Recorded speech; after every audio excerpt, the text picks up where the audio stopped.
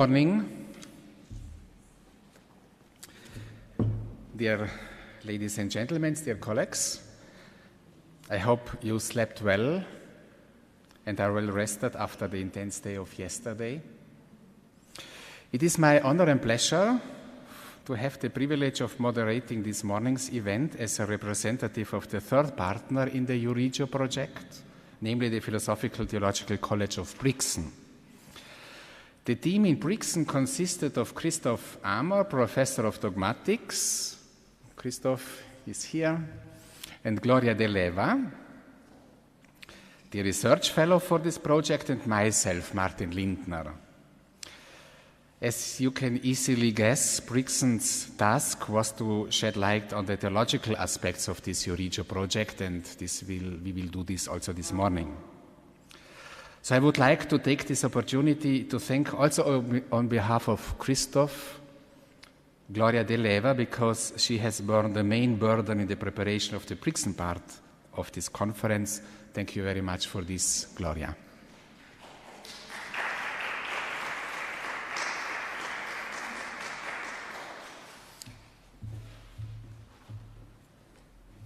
There will be a small change in the order of the speakers in the program that you have before you. Veronika Hoffmann will start, then we will hear Professor Bernhard Nietzsche, and then Gloria De Leva. Professor Nietzsche will be connected to us, or he's already connected to us online. Welcome. And we very much hope. We tried it out, but we think that the connection will work technically. So thank you also to your assistant, Anna Kindrup. Welcome also to Veronika Weidner. These are our guests who are present online. So I would like to introduce our first speaker. It's Veronika Hoffmann, a native from Darmstadt. She studied Catholic theology in Frankfurt, St. Georgen, and in Innsbruck obtained her doctorate in theology at the University of Münster and habilitated in dogmatics and ecumenical theology with a thesis on the theology of the gift. She worked as a research assistant at the University of Erfurt, was professor of systematic theology at the Department of Catholic Theology at the University of Siegen, and has been professor of dogmatics at the University of Fribourg in Switzerland since 2018. Her many publications focus on her research areas of religious doubt, metaphors and models in theology, the reality of God, knowledge of God, God's speech, as well as the theology of the gift. The very last publication is this book. In German it's called Glaubensverunsicherungen. It's difficult to translate this. What was the suggestions you made before? I do not remember it, but it's a kind of troubled faith or something like that. Precarious faith. Anyway, we invited her to this conference because of her works on the role of doubt in the faith. Why is this important for our project? Because there is a common view that believers should not have doubts, that they are resistant to criticism, and that their faith should be always firm. Veronika Hoffmann, on the other hand, shows that believing and doubting are not mutually exclusive and that there are also problematic cases where people hold on their beliefs against their better judgment. Veronika, thank you very much for accepting our invitation. We look forward to listen to your paper.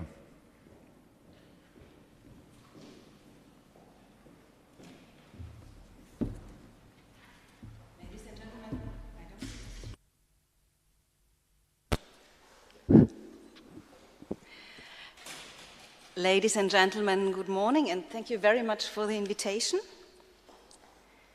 You find a handout in the papers of the conference to this talk. I don't have PowerPoint slides, but you will see all my arguments here.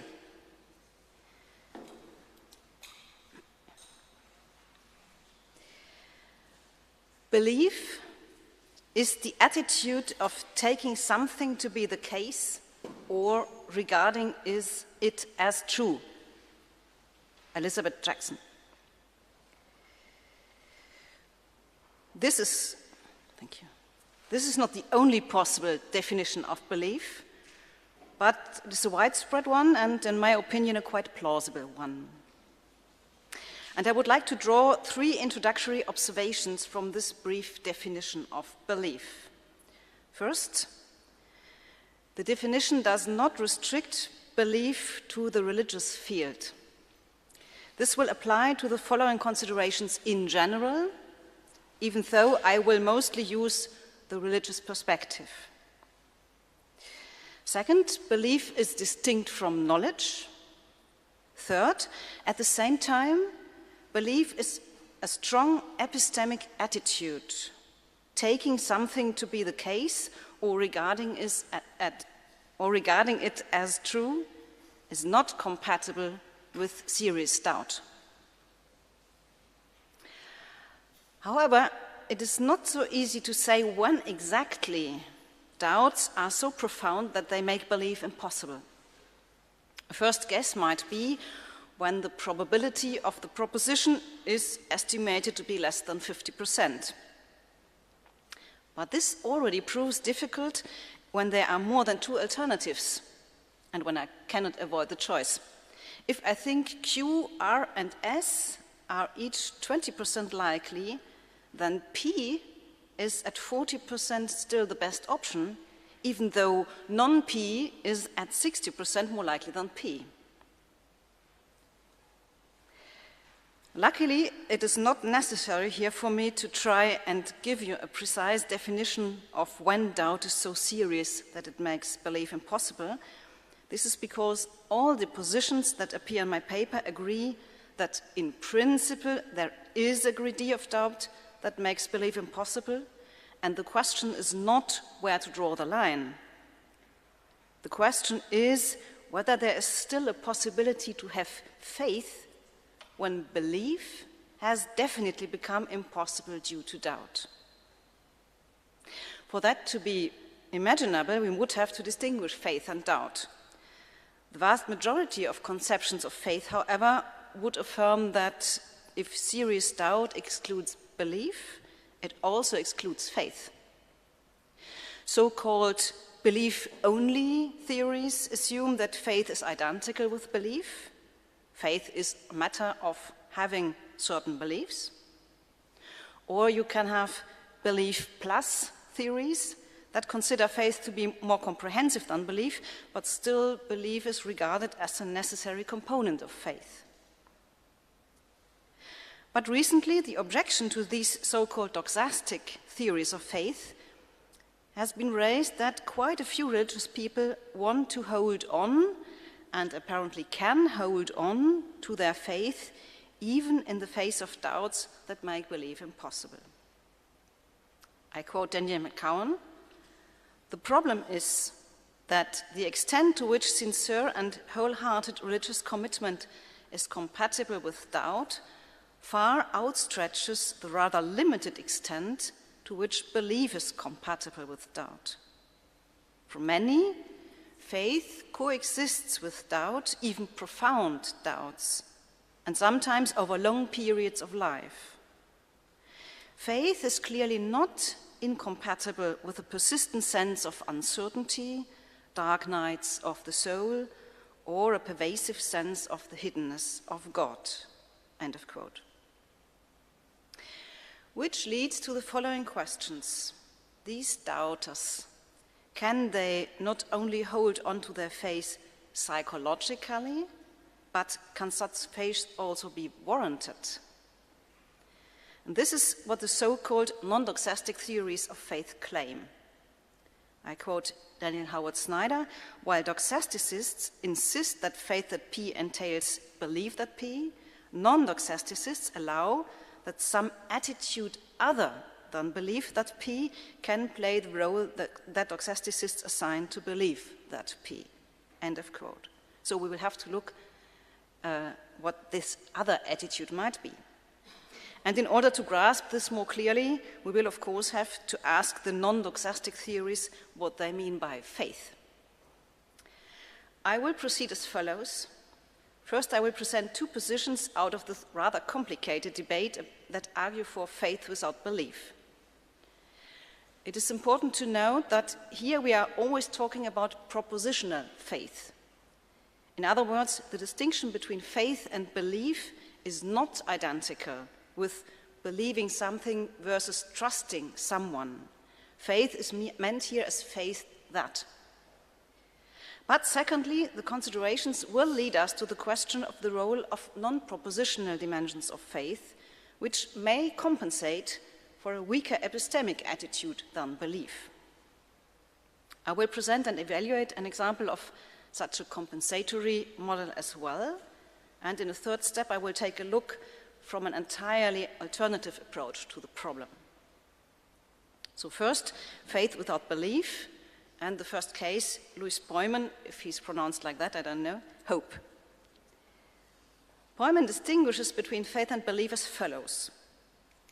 Belief denotes an involuntary assenting to the mind, of the mind to a proposition, whereas faith is a willful commitment to something. For example, a person, a hypothesis, a religion, or a worldview. So faith is a deep kind of acceptance. Doubt, according to Poyman, is the absence of belief, that is to say, belief and doubt are mutually exclusive. Poyman then raises the problem I already mentioned. In the common view of analytical philosophy of religion, belief is a necessary condition or even identical with faith. So then, since belief excludes doubt, faith would then also to be incompatible with doubt. And this poses problems for those believers for whom doubt makes it impossible to believe certain propositions that are considered essential in their religious community, but who want to hold on to their faith as an attitude, as a life practice, or something of the sort. And Poyman assumes here that belief is not a purely volitional act. So these doubters can't simply decide to believe in spite of their objections. This assumption that belief is not entirely something that is due to our will is far from undisputed. There's a huge debate here, but it's nevertheless a predominant position which Poyman endorses here. He therefore wants to develop an alternative concept of an existential relevant faith in which the place of belief can be taken by hope. Hope as the proper religious propositional attitude for doubter, as Poyman puts it. By way of example, he concentrates on the statement that God exists, so his main thesis is, I can hope that God exists without believing that he does. Now, what is hope? Among the characteristics with which Poyman characterizes hope, I will concentrate on the following as essential. It's a bit more complicated. First, hope refers to something that is at least possible. We're not talking of hoping something that's impossible, but it's not certain. Second, it differs from a mere wish in that, as far as possible, the hoper is committed to what he hopes for. Third, hope, unlike belief, is, so Poyman, under our voluntary control. Fourth, Poyman distinguishes deep hope from normal hope. In the case of a deep hope, those who hope are prepared to take high risks even if the probability is low, because the value of that what is hoped for is very high. For example, someone undergoes a medically questionable therapy in the hope of being cured after all other treatments have failed. So here, the probability of this cure to be effective may be very much lower than 50%. In contrast to belief, according to Poyman, such hope can function in the midst of doubt, as a willingness to commit to something that one hopes is true. In such an experimental faith, as he calls it, it is possible to bet on the better story, even if someone cannot believe it. And due to the motivational quality of hope, such a faith can be as committed as one based on belief. Now there's an obvious objection. Can such experimental faith, whose cognitive element is hope, not only motivate such a commitment to faith, but also warrant it? In other words, what about the intellectual honesty of this hope?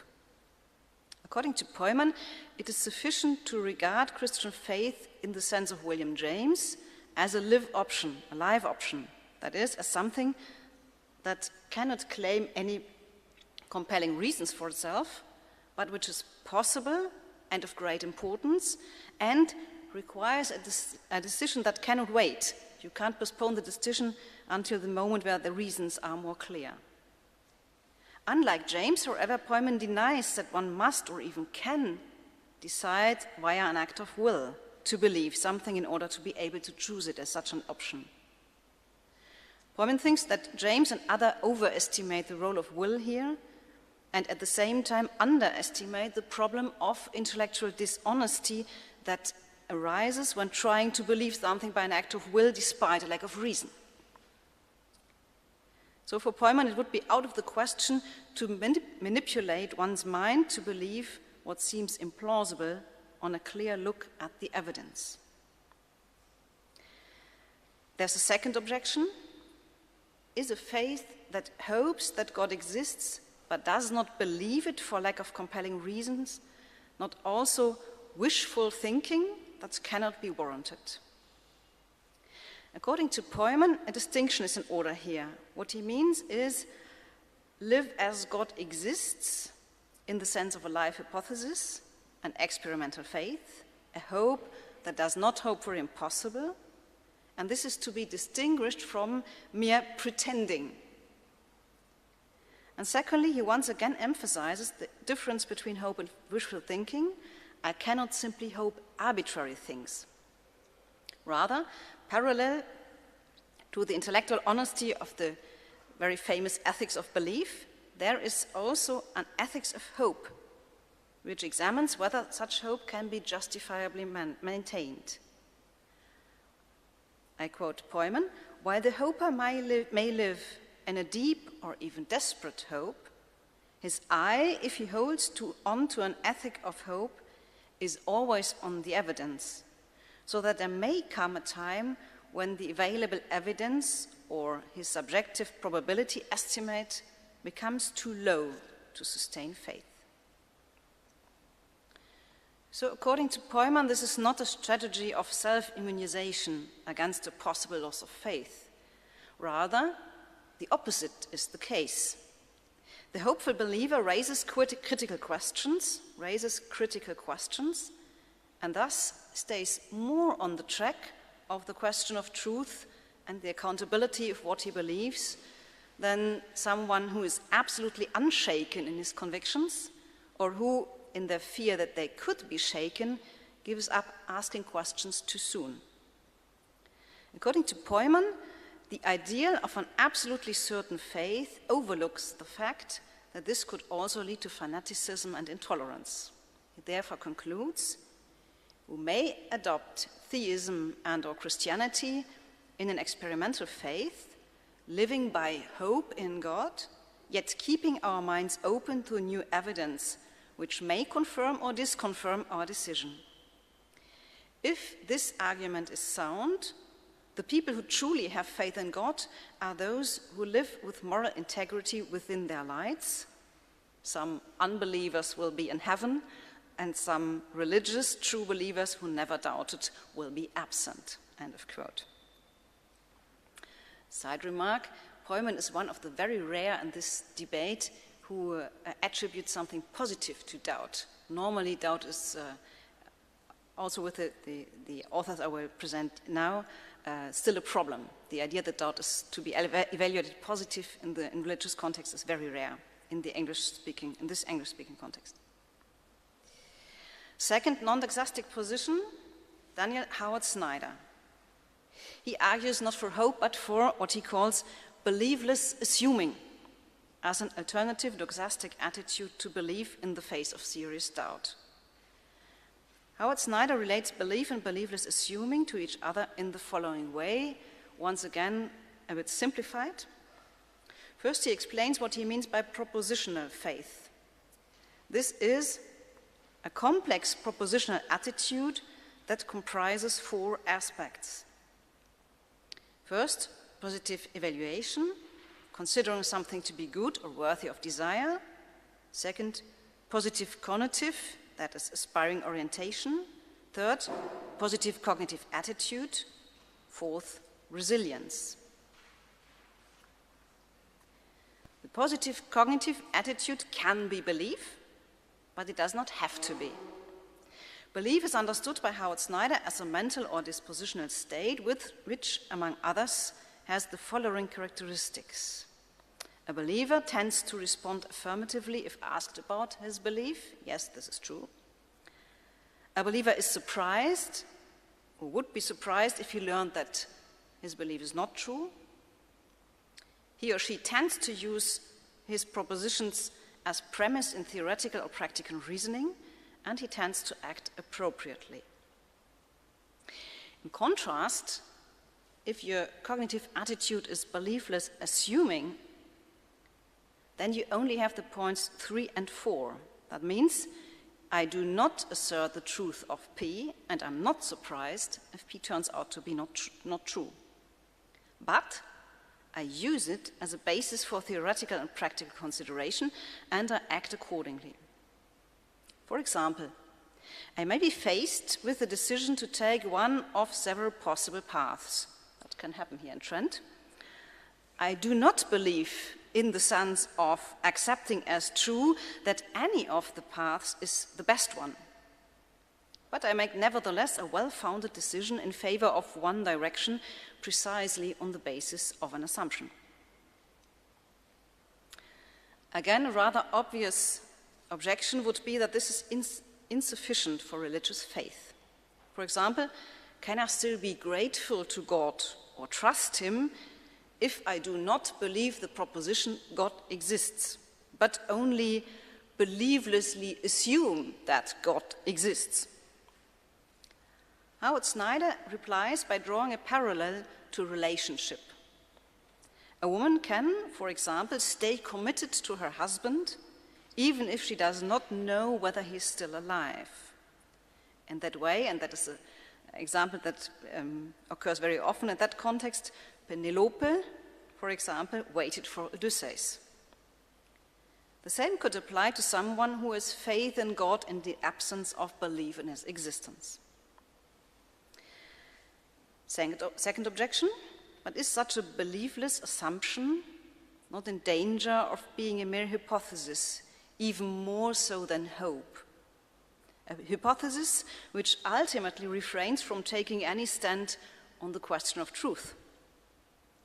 Does faith not require, as Howard Snyder himself formulates the objection, at least some tendency to assert P when asked, or at least some tendency to mentally assent to P when it comes to mind?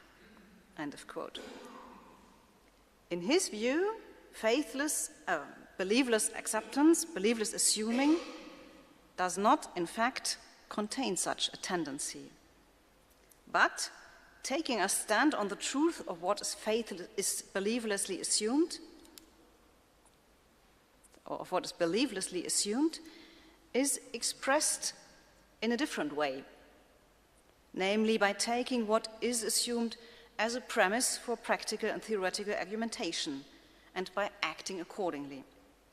In other words, according to Howard Snyder, doubting Christians can in fact live by a faith that they only believlessly assume, and there's absolutely nothing hypothetical about it.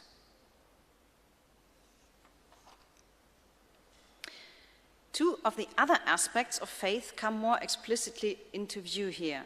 First, the cognitive dimension.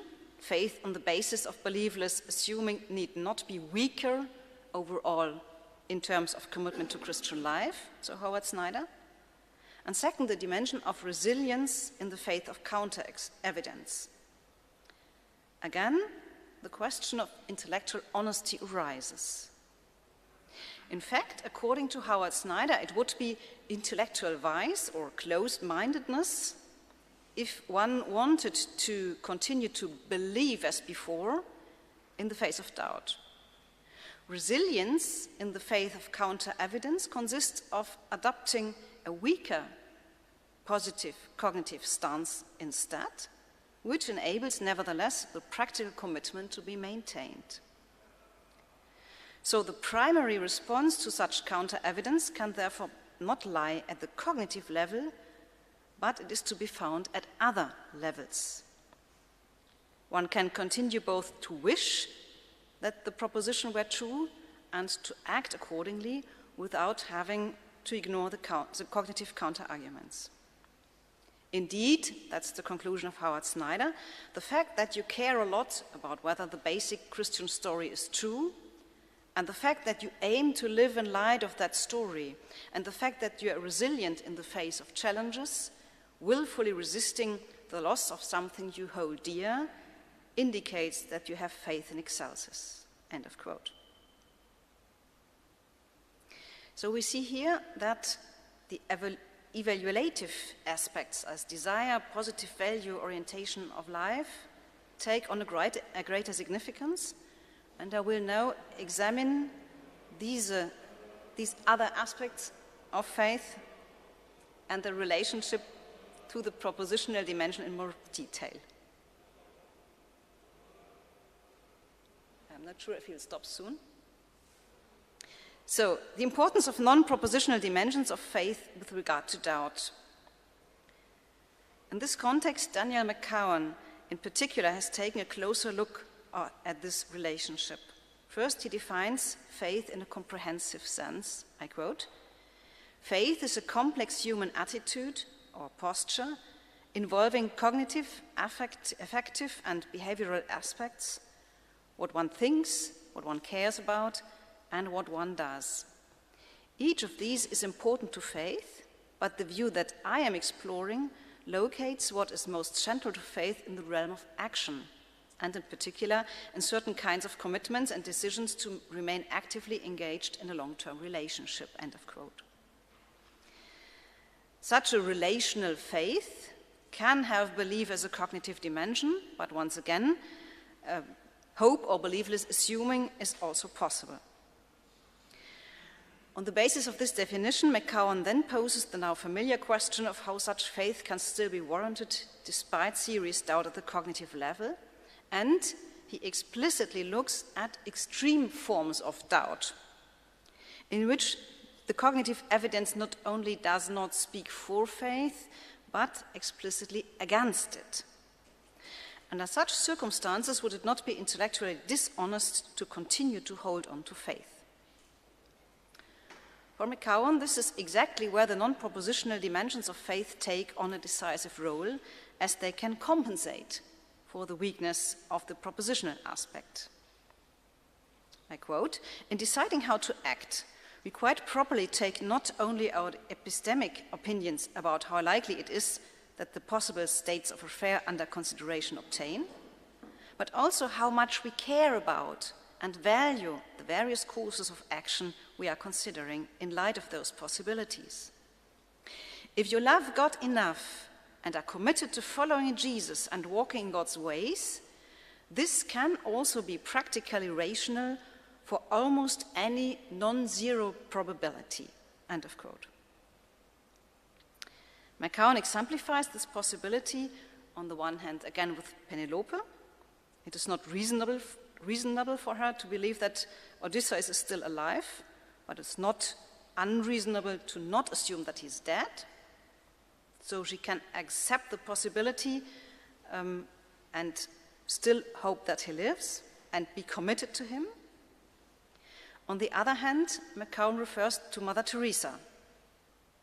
In his opinion, she proves that this is an attitude that is not only conceivable, but that is a reality in religious faith. And it's quite interesting how he's using this example. According to McCowan, in Teresa's experience of extreme doubt, she lost her belief that God exists, but by no means her faith. McCowan believes that the fact that Teresa held on to her chosen way of life despite her doubts had a lot to do with the promise she had made to God, which represented a central value for her. In other words, I quote, "Strength in one dimension can often compensate for weaknesses along another in such a way as to allow for very stable and robust relationships. For example, given high enough valuations, for example, valuing God and the possibility of living in relationship with God, it can be practically rational to continue to remain faithfully engaged in what one hopes is a relationship with God, even in the absence of belief that God exists for almost any non-negligible probability one assigns to God's existence." End of quote. So in my view, McCowan's considerations show that for the question of whether faith is warranted in a comprehensive sense, its non-propositional dimensions play a significant role. Therefore, I think it might be worthwhile not to consider the propositional dimensions in isolation. And this model of compensation presents some difficulties. After all, could this not also be used to justify the adherence to theories that can hardly be warranted at all, if only one wished hard enough that they were true? So while Poyman still had one eye on the evidence, as he said, McCowan speaks of almost any non-zero probability in which faith could still be practically rational. And in addition, the distinction between the different dimensions may be less clear-cut than McCowan suggests. And this, I think, can be seen at the example of Mother Teresa. McCowan is not the only one to use her diary entries to argue his point about faith without belief, that she had lost her faith, that she lost her belief in the existence of God, but had compensated on the non-propositional levels. In my view, however, the quoted texts show an overlapping of the different dimensions of faith, in which the emotional or relational aspect cannot stand in for the propositional one that is supposedly in crisis, because they are linked together. Whether this God does not exist, or whether he has abandoned and rejected Teresa because he does not want her, these seem to be almost interchangeable terms for the same all-encompassing crisis. You can see that in the quote I have put on the handout. They say people in hell suffer eternal pain because of the loss of God. In my soul, I feel just that terrible pain of loss, of God not wanting me, of God not being God, of God not really existing. Jesus, please forgive my blasphemies. In my heart, there is no faith, no love, no trust. There is so much pain, the pain of longing, the pain of not being wanted. I do not doubt that it was you who called me, but I have no faith, I don't believe. And as a sort of summary of her experiences, Teresa notes in 1961, "The place of God in my soul is blank. There is no God in me. When the pain of longing is so great, I just long and long for God, and then it is that I feel he does not want me. He's not there." End of quote. Accordingly, for Teresa herself, the way out of this crisis was not to take account of the weakness of her propositional attitude by switching from belief to hope or to beliefless assuming, and to hold on to her religious commitment by compensating in a relational way. Instead, she aimed for the better story. She came to understand her doubt as solidarity with non-believers, and in doing so, she gave it a positive meaning within her overall story of faith. I'm sorry, I still need a moment. Therefore, it seems to me that an overly sharp distinction and compensatory relationship between propositional and non-propositional dimensions of faith is rather problematic. So I will look at another way of putting things. This time, David Holley. Holley's approach is neither the only one nor the best known in this regard, but Holley is interesting as he chooses as a starting point an explicit critique of the usual treatment of faith in philosophy of religion as a metaphysical hypothesis. In contrast, he argues for a more comprehensive view. It is important, so Holly, to consider whether a particular way of linking reality with a way of life not only fits the fact we acknowledge, but illuminates our judgment of value and motivates us to live a life we can think of as worthy, end of quote. So Holly thinks that faith is something of a life-orienting story. Such narratives are ways of seeing the world and perceiving meaning in it. We acquire a certain ability to enter into certain patterns of thinking and feeling, which in turn lead to certain perceptions and actions. So a believer is someone who inhabits such a worldview. And then it is not appropriate, according to Holly, to deal with religious doubt by replacing an incompatible belief, and a belief that is incompatible with doubt, with another propositional attitude. That's beside the point. The question of doubt is not a question of purely theoretical insight, could also be, in the famous phrases of Charles Taylor, question of optionality. So just acknowledging that I might be wrong is not yet a question of doubt. Doubt is not a low probability of a religious proposition, but something that calls this life-orienting story into question. Holle too refers to relationships as an example, but in a different way. This time it is not about a husband who maybe is no longer alive. Instead, it is about the interpretation of certain behaviors within a couple, for example. According to Holle, people will intuitively interpret such behavior as an expression of love, as long as they have no reason to interpret it differently. But if new experiences arise that are in tension with this and would point in the direction of another interpretation, then the previously unquestioned belief that the other person loves me can become doubtful. So again, faith is not a number of statements, I believe. Faith is an instrument for interpreting the world.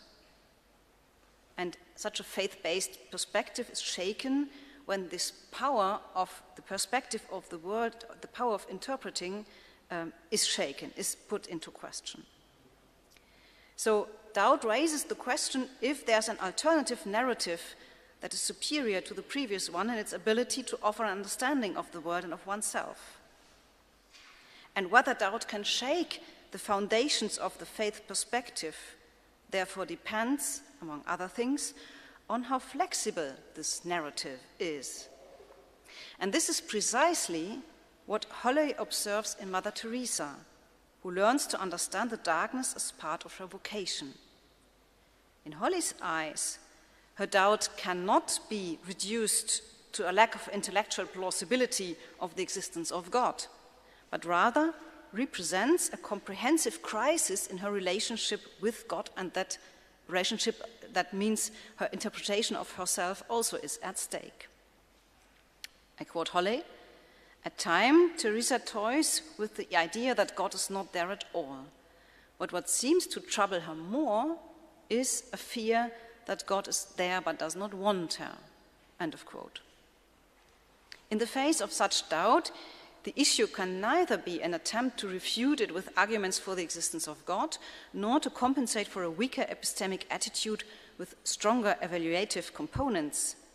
The question is rather whether, in the face of doubt, the experience of meanings which presuppose transcendence still seems more trustworthy than available alternatives as guide to a way of life. That was again Holle.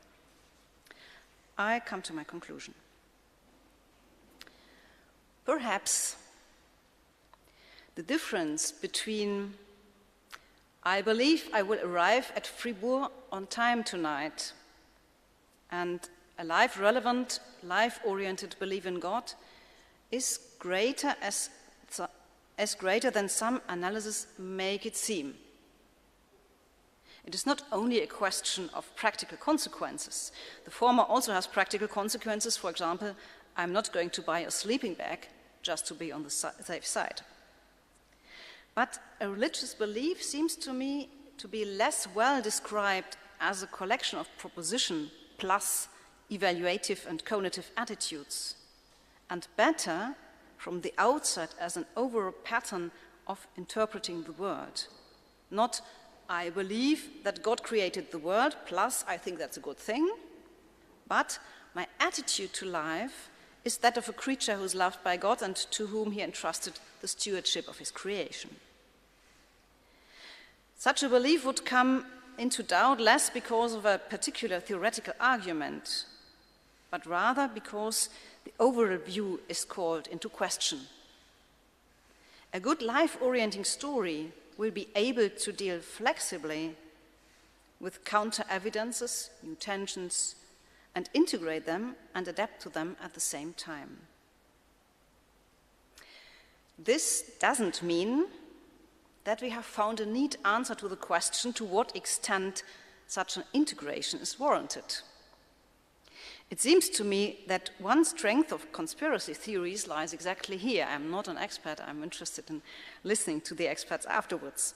You can't undermine them by attacking a single belief. The overall structure is too strong for that. So when do we speak of a good, a comprehensive, and sufficiently flexible life-orienting story, and when of a conspiracy theory or similar that has immunized itself to such an extent that it is simply no longer open to criticism, that you can't criticize it, you can't get in. Mother Teresa held onto her faith despite her doubts, and these were doubts that lasted for 40 or 50 years, the second half of her entire life. For the critic of religion, Christopher Hitchens, she was a clear case of intellectual dishonesty, I quote. She was no more exempt from the realization that religion is a human fabrication than any other person, and that her attempted cure was more and more professions of faith could only have deepened the pit that she had dug for herself. End of quote, Hitchens. And I do know people who, in face of these kinds of crises, have in fact given up their faith. So, in the end, it seems to me that we are dealing with a classic problem of interpretation. There are limits in both directions, for example, towards the pathological, which may be identified, but in between, there are neither quantitative thresholds for when doubt becomes too much, too serious, nor clear compensation ratios. Rather, we find ourselves in the massive field of the conflict of interpretations. Thank you very much for your attention.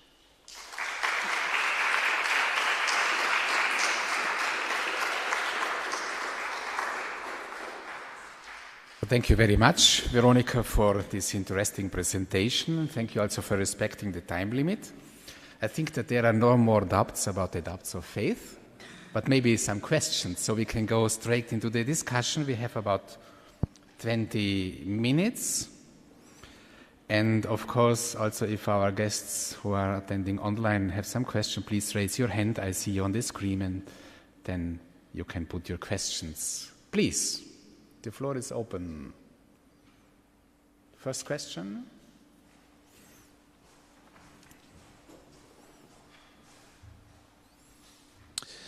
I think it's working. Okay, good. Thank you, Veronica. I really like the fact that you addressed the relationship between faith and doubt. So there's been so much work on faith now and so little on faith and doubt in the analytic tradition. And it's a major challenge, and I'm really glad you're addressing it. So thanks so much. And I've got a question. The question being, so you create something like an opposition. Faith is not particularly doubt maybe, is not a propositional attitude. Faith is also something much larger. And I wondered to what extent how much the opposition really works, or how plausible it is. So you might think, being in doubt about, say, the Christian story, or being in doubt about God. Of course, that is much more than just a propositional attitude, but it entails certain propositional attitudes, and similarly for faith. So why wouldn't you say, if you're in doubt, there's the maybe incapacity to incorporate certain experiences into a narrative, all of that. Yes, but that also comes with propositional doubts. So how much of a stark opposition is it really? No, it's not a stark opposition. And the first observation you can make is that all these authors are very careful to define faith and belief, but most of them don't define doubt. I agree, yeah. So that's the first problem, because in my research, I've found that very often people don't talk of the same thing when they talk about doubt. There's an intellectual doubt that calls into question certain proposition. There's a doubt that is more of a relational or an emotional level. There's doubt that has to do with fear, for example. There are very different sorts of crises of faith that are not labeled doubt. For example, some people say Mother Teresa did not doubt, she had a dark night of the soul, like John of the Cross. That's not doubting. So it's really muddy. So it's really muddy, and you're right that it's not a stark opposition. What I wanted to say is more that it is muddy, and so I don't think we get really to results here if we try to dissect all that and put it into parts and say, well, this is propositional, there's the problem, I can't believe, but I can have a cognitive attitude to my faith that is very strong and I can compensate. So it's like you take your car apart and you are astonished that it doesn't work anymore. Right. So I do agree with that, but I do think if you want to understand why some people can take certain doubts on board, whereas others give up their faith, I think you do have to be a bit more specific, and also paying attention to the semantics of doubt might be a bit helpful here. So, and the syntactics. So, I'm in doubt about whether, I'm in doubt that, I have doubts about. You know, there's a whole variety of phenomena there that. So, I understand why you want to push back a little bit, but I'm not sure you can circumvent that altogether. I don't see I'm circumventing it. I'm a bit in disagreement with you what concerns the semantic. I know this semantic, and Howard Snyder is an expert in doing semantics with faith, having faith, being faith. My problem is this is ordinary English languages. As a German native, we don't have these differences. And as I think it's Malcolm and Scott who have noted that sometimes our ordinary language is not really precise. So I wouldn't make much of the difference between being in doubt and doubting that. I wouldn't. And I think, why is it, that would be my question, why is it that Mother Teresa finds a way to reinterpret her doubt so that she can believe, and other people to whom somebody says, well, that's a dark night of the soul, your faith is being tested, no problem, that's normal, can't believe that and give up their faith. And yes, of course, it's a question of propositions, but why is the attitude different? And I don't see that with the idea that it's a question of believing propositions, I can solve that puzzle. That's my take on it. What we are getting, sorry. Okay, second question. Gerhard Ernst. Thank you very much for this talk. I had a similar question because I thought our state of mind is somewhat more unified, and what you say about doubt and faith seems to be closely connected to emotions and beliefs and intentions. And concerning the beliefs, I think propositional doubt is to be addressed. But I won't ask that question again. I rather want to understand the outlook at the end a bit better. And would you say that apart from doubt in the truth of some proposition, there is another form of doubt? And if I get you right, this other form of doubt is more like being perhaps becoming disinterested in faith, like I discover I can't see, I'm not any more interested in seeing the world like that. It's more like not doubting the truth of God's existence or whatever, or evaluative claims, but more like becoming disingenuous to it, so that it doesn't give anything to me anymore. Is that what you're after, that there is a different form of, that we can see doubt as more in that dimension and less in the question whether this or that proposition is true. Do I understand that correctly? This is also an interesting case. I would like to look into it. I would call that religious indifference.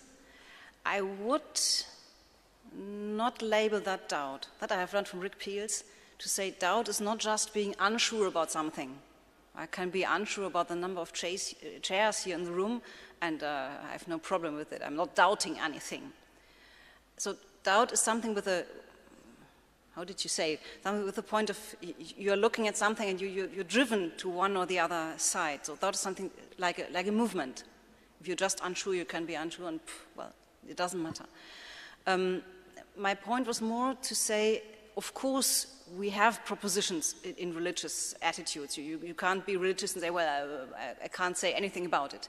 But if these propositions are, in a way, if this is the object of faith, so a bit, this is the question the authors here start with. My faith is very importantly a belief in something, in a proposition. I believe in God. I believe that God exists. Or is it more that our fundamental faith are kind of something we look through, like spectacles? And the question is, does that work? Do I see anything? So it's anything to look with, it's an instrument, and not the propositions, it's not the aim itself. It's more like that. And then, of course, you have the question, does God exist? But I think that's another problem, to put the center of faith at this question of the existence of God that can be nothing and anything, to say God exists or doesn't exist. We have some theologians who would say to say God exists is not good theology. So not to focus on this propositional point. That's more where I wanted to go. I'm not very clear, I see. If a very brief reaction, please use the micro. Sorry, may I just add one thought? When you gave your talk, I thought about a totally different topic in the philosophy of science, where there is this concept of degenerating and progressive research programs, which was a reaction to there is no falsification and no verification of a research program, but more like digressing and losing faith in, for example, the Ptolemaic research program is not only rejecting some propositions, but thinking, well, this isn't going anywhere, and it's not totally rejected but it's just not anymore that interesting. So I thought perhaps that is an analogy to what you're after. Yeah, that might fit. Yeah, that is interesting. That might fit to say I can't see anything with it, faith. I don't understand what it is about. It doesn't matter for my life. That would fit exactly, yeah. Thank you. Next question, and then afterwards we have a question from our online guests. Thank you, Veronica, for this rich and beautiful talk. I really enjoyed it. So as I was thinking, so a lot of what you say about faith also sounds a bit as love. And so then I was wondering how you see, so maybe it's also a matter of how deep the commitment is. So if I think about belief, do I believe that the sun is shining outside? And I say, yes, I believe this, but yeah, it's a very shallow commitment, just taking this to be true. And then faith might be just a much more deeper commitment. But so are hinge propositions or hinge commitments or other kinds of beliefs. Similarly, you might think, okay, I can have a crush for someone, or I can really deeply love someone. Also difference in the kind of commitment. So there are two questions here. So do you think this makes sense to say, well, it's maybe not a part of being completely different kind of attitudes, but maybe more in terms of commitment?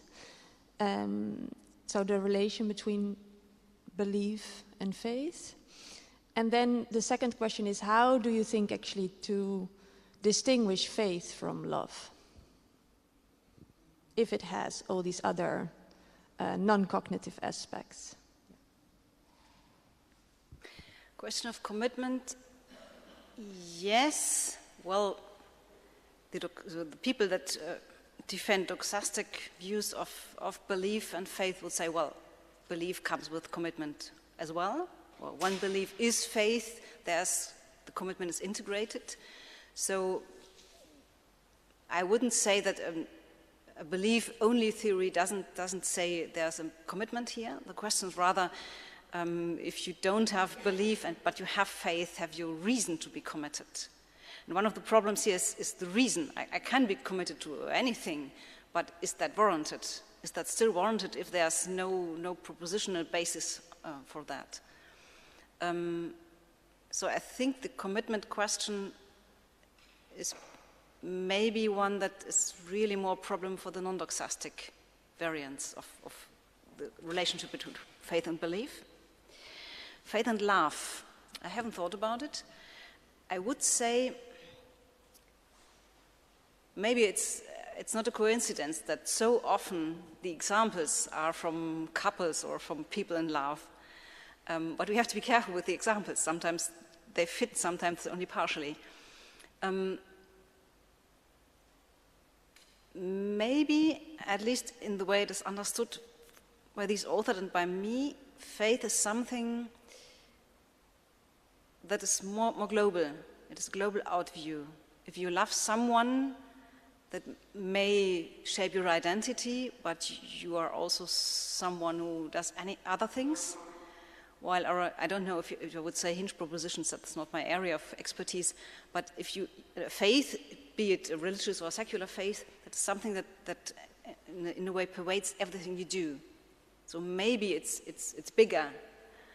And maybe that also is the problem to distinguish this bigger thing that shapes your identity and that hopefully is flexible enough to deal with new experiences, to deal with counter evidence, to distinguish that from something you have isolated yourself in. But again, love would be at least a good example.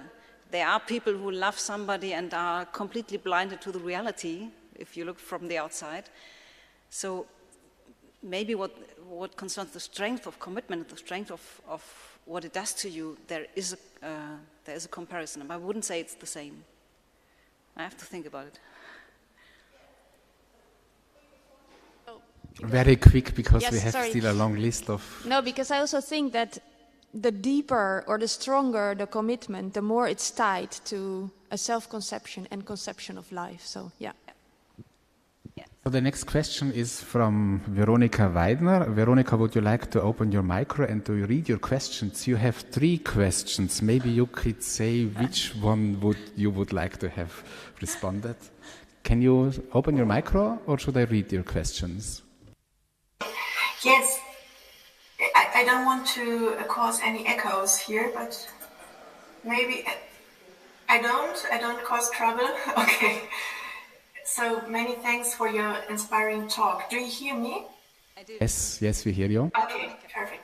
Nice to see you. So I was wondering, first of all, if you think, because many debate don't think so, but maybe you think that there are at least empirical cases of faith in which a person has belief, like and concentrating now on propositional faith, that people believe something, X, Y, and Z, and also have beliefless faith that, like hoping or assuming A, B, C. You know, so that's a bit more meshed and mixed, not only either believing or hoping. And if it makes a difference what the content of these propositions are in evaluating their faith. So if it's a difference, if I only hope that God exists but believe firmly that, I don't know, God is incarnate in Jesus Christ, and what that means for the rational evaluation of that faith. This would be one question. And then I have another question. If Christian theologies, they always emphasize the voluntariness of faith and its relevance for salvation. And Aquinas, for example, defines faith as cum ascensione cogitare. And I am always wondering when reading the literature if, at least implicitly, Christians and maybe also other theists implicitly propose beliefless faith. If belief is involuntary. And I was wondering what you think about it. And third question is Mother Teresa and these examples. These are always examples of people who once had belief, maybe strong belief that God exists, and then lost it. And might there be a difference in evaluating their beliefless faith, which is full of doubt, if they once had belief and lost it, and between people who never had that belief and have faith without beliefs and are doubtful? Regarding the rationality and maybe also, of course, their existential experiencing this faith. Thanks. Can you give one response to the three questions?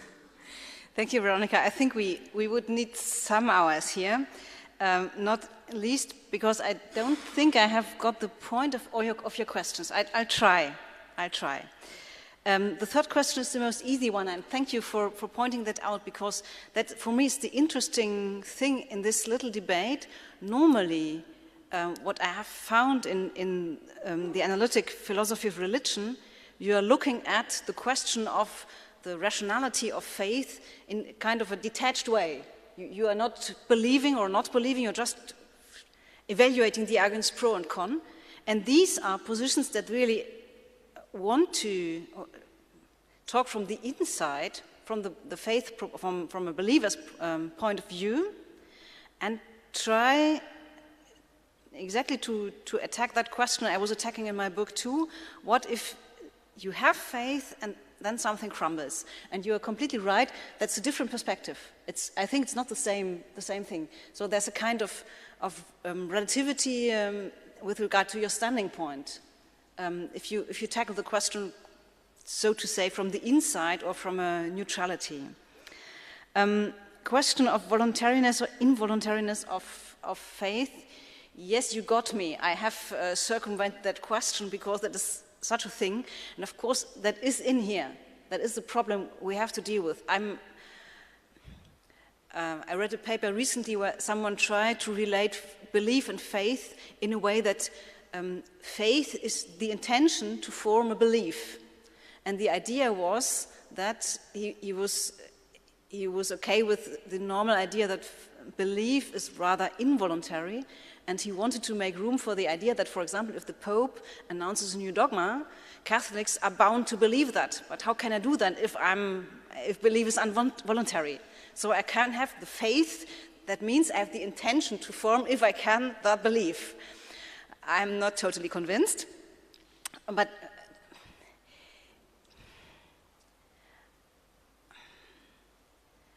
I'm not sure. I think, at least at the moment, we are probably a bit on the side of the voluntariness of faith. I have to do much with people who decision for Jesus and decision to believe, and you just have to believe, and you have to overcome your doubt. I'm very skeptical. I think our possibility to influence our deepest convictions, be it belief in God or anything else, is limited. There is, of course, we have seen with conspiracy theories, they are created in a certain way, or they are destabilized in a certain way, but it's limited. And I think it's a problem, really. It's a problem of free will and grace as well. All that is here underneath. The first question, I'm sorry, I don't understand. If I have belief, why do I have to have beliefless assuming as well? I don't need that. No, sorry that I wasn't clear. No, may there be cases of faith where, like in empirical cases, one person has faith, and you look at the propositional faith, and she believes some things that they're true, and hopes only or assumes only that other things are true in the religious realm. Believing that Jesus Christ is God and human, but hoping only that God exists, something like that. Yeah, you're right. Of course, that would complicate matters.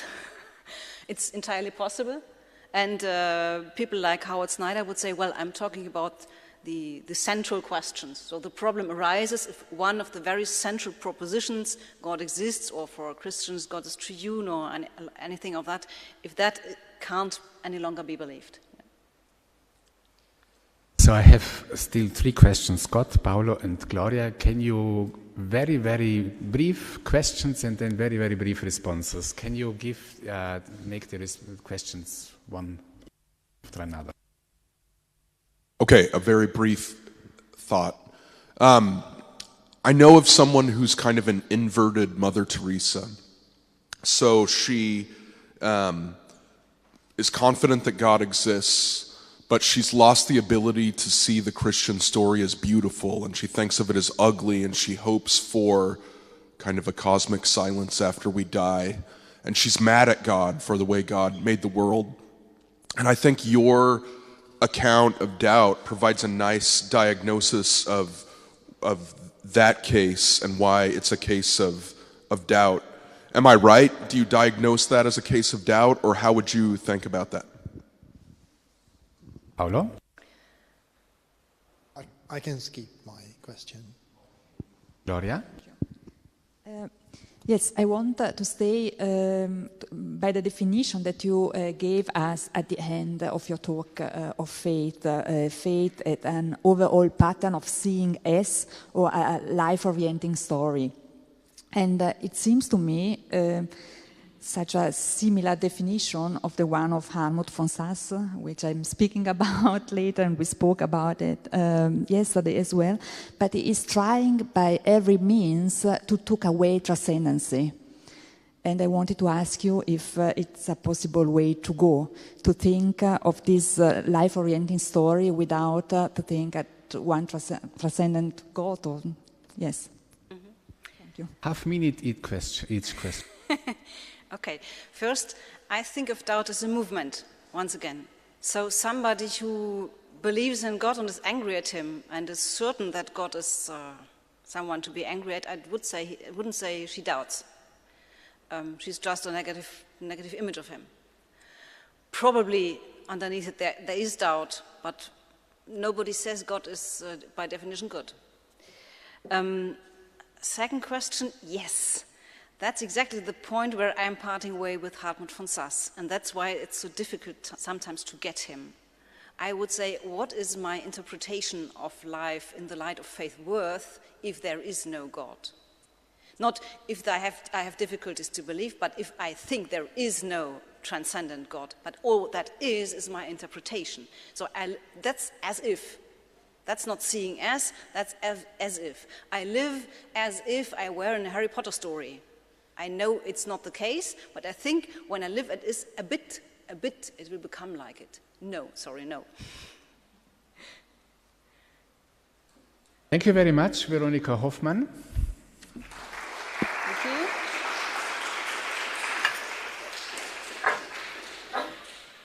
So please take one deep breath, because we are about to move on to our second lecture. I would like now to introduce the second speaker. Professor Bernhard Nietzsche was born in Salzburg and studied Catholic theology, history and philosophy in Mainz and Vienna. He was research assistant at the chair of dogmatics and history of dogma in Tübingen and obtained his doctorate in theology and also his doctorate in philosophy. His habilitation in dogmatic and ecumenical theology followed in Tübingen in 2006. His habilitation in fundamental theology followed in 2010.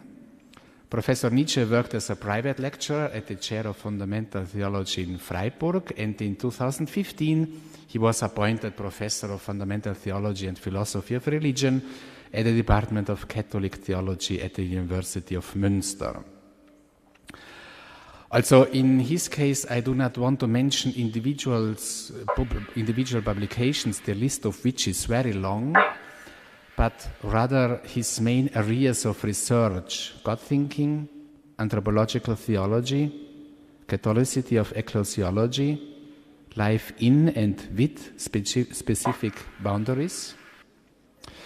And this last topic also plays an existential role for Professor Nietzsche, because as he has to live with a serious health impairment as a consequence of a heavy accident.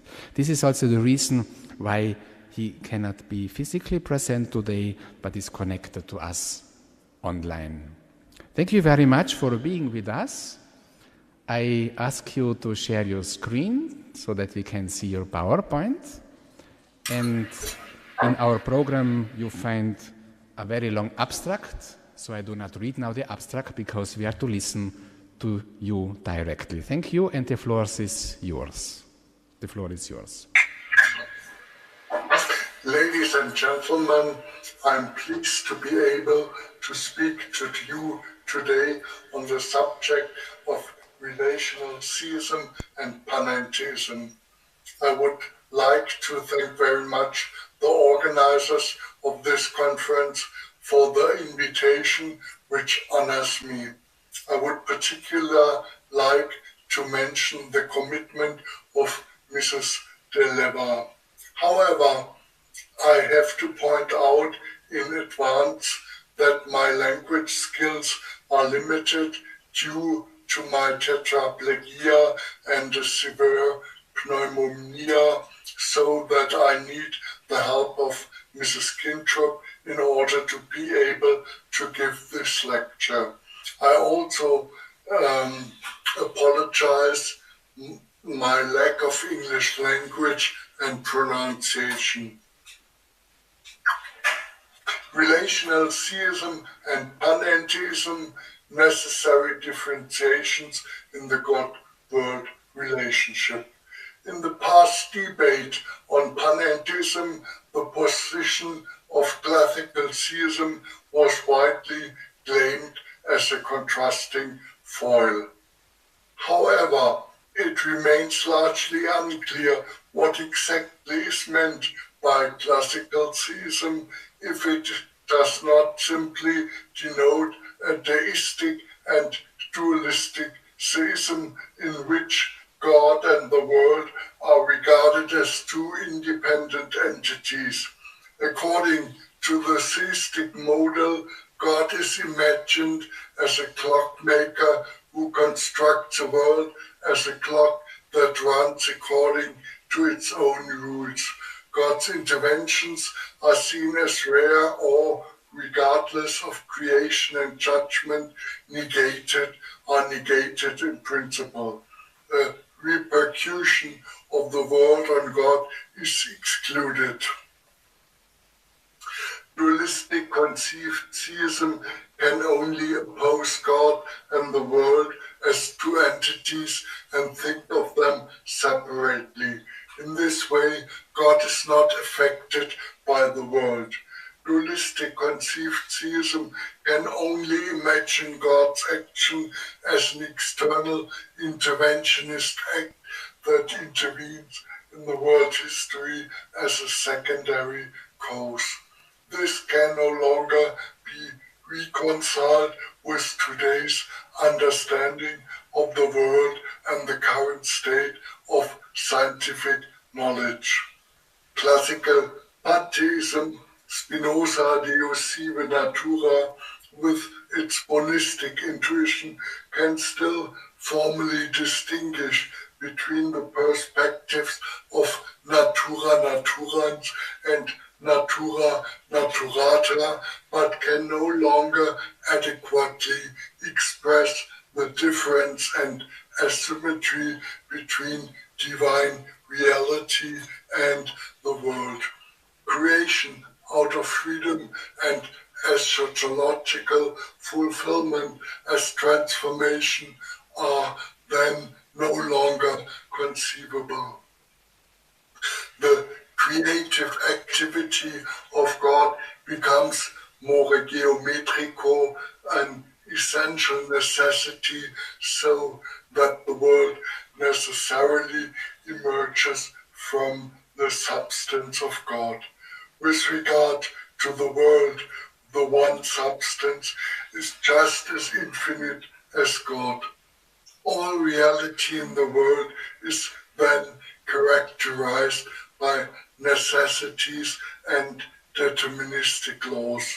Freedom as new beginnings, as the ability to be different, and as free self-legislation is just as illusory as an evolving universe that organizes itself in creative processes and statistical probabilities.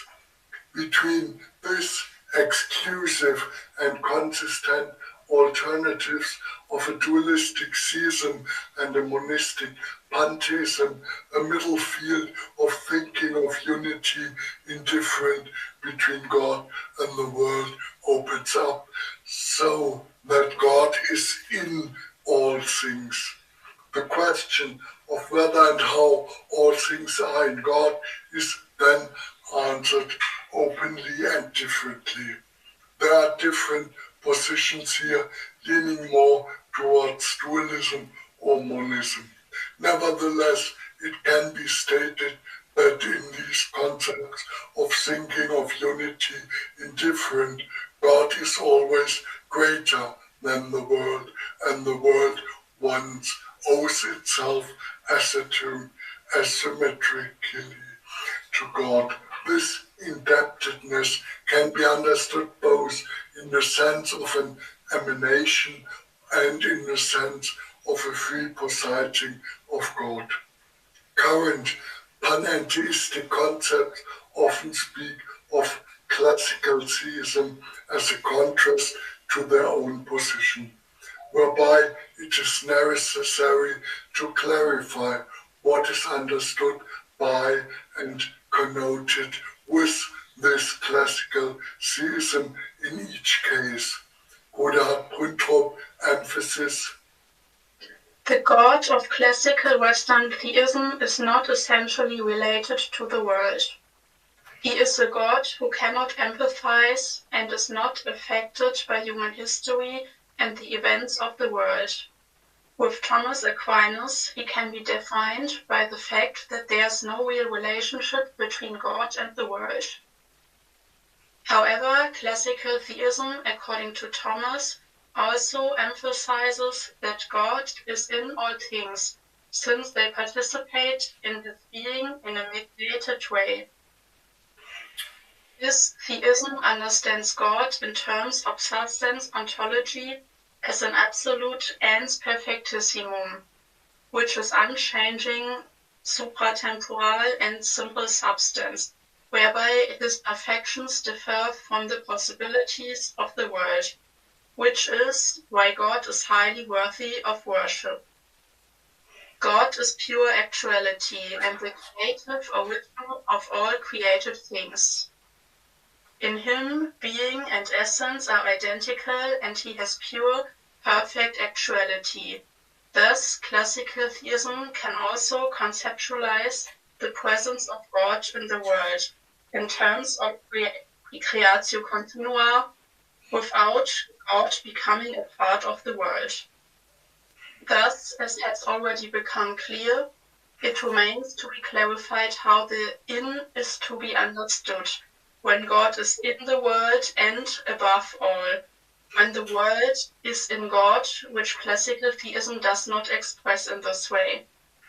Consequently, the middle field of a unity of difference between God and the world can also be determined in classical theism by the fact that God is in all things.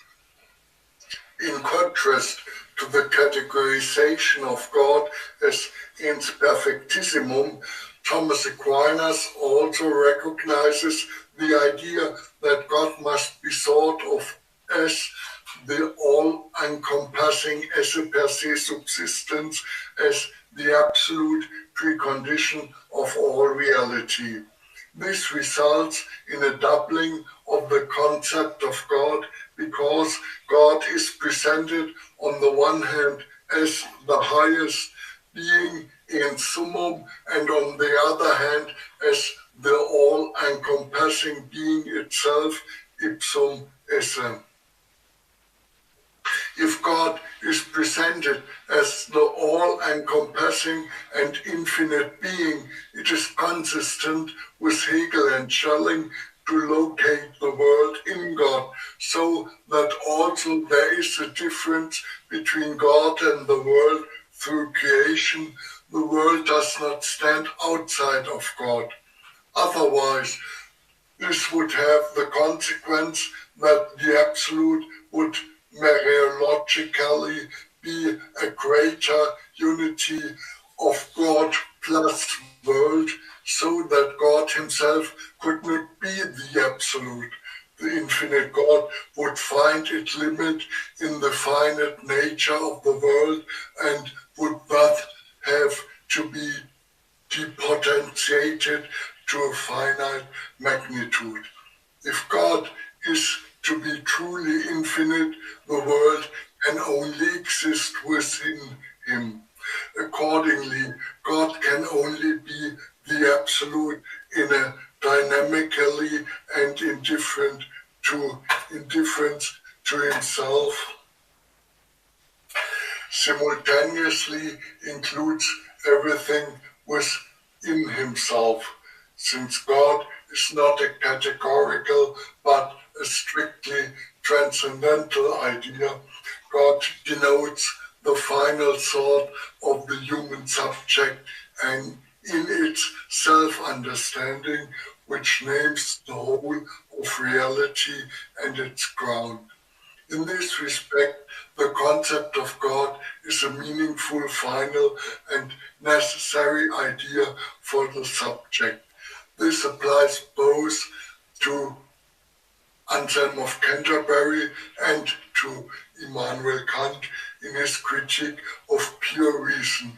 Kant speaks of a flawless ideal, but also of an absence of reason, which is why he rejects the possibility of proving the existence of God. If God is not only regarded as a transcendentally meaningful final remark of reason, but is also asserted as the precondition and ground of the whole of reality in real existence, then the presence of the transcendent God in the world and the existence of the world in God can be understood as a relationship of transimmanence.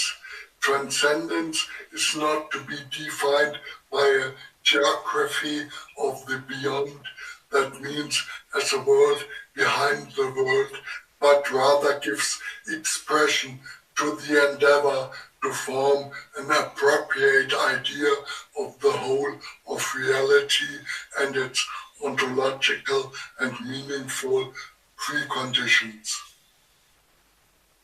From a more epistemological point of view, a second tension within theism becomes apparent insofar as God is not only presented ontologically in terms of substance as ens perfectissimum or esse absolutum, but also explanatorily with personal characteristics as omniscient, omnipotent, free or morally perfect.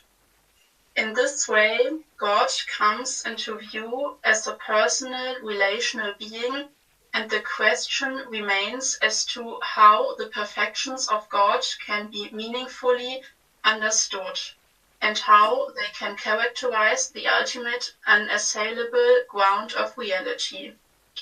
This reveals a tension between an apophatic negative theology of Neoplatic coinage and a relational and personal theism impregnated with revelation theology. While the relation of apophatic negative theology to the world remains obscure and can only be imagined as relatio rationis and Thomas Aquinas, the tradition of scholastic theology impregnated with revelation theology is also determined by a real relation of God to the world, insofar as God, according to Duns Scotus, wants colavas, vult condiligentes. It is God who acts first to invite people to friendship with God. Accordingly, the questions arises as to whether love and friendship as categories of relationship do not consistently imply the reciprocity in the relationship or want to awaken such a reciprocity in all freedom. While Duns Scotus focuses on the idea of love, the sociological lineage of Thomas Aquinas recognizes the idea of friendship with God. Consequently, the metaphysical dominated doctrine of God in medieval theology also recognizes approaches to a relational ontology in a personal theism. This applies in particular to the revelation theological tradition of Christian theism in Richard of St. Victor and the Victorians, so that God is to be thought of and conceptualized primarily as a relational being. According to the Christian understanding, God is a Trinitarian relationship within himself and a creative, revelatory, and esoteric relationship to the other of himself as another distinct from himself.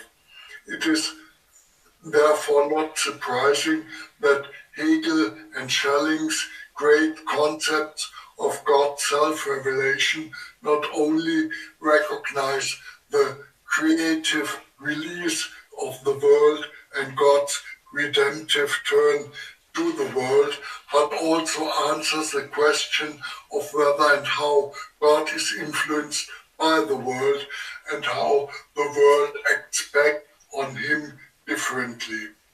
While Schelling also understands the eschatological fulfillment as God's predetermination and foresight, in contrast, according to Hegel, God seems to be involved in the course of history that a becoming of God can be assumed. In view of these concepts of a relational and sociological dimension theism, whose being as love involves giving oneself away in love and engaging in love to save the world and people, I propose to distinguish between personal and relational theism on the one hand and panentheism on the other.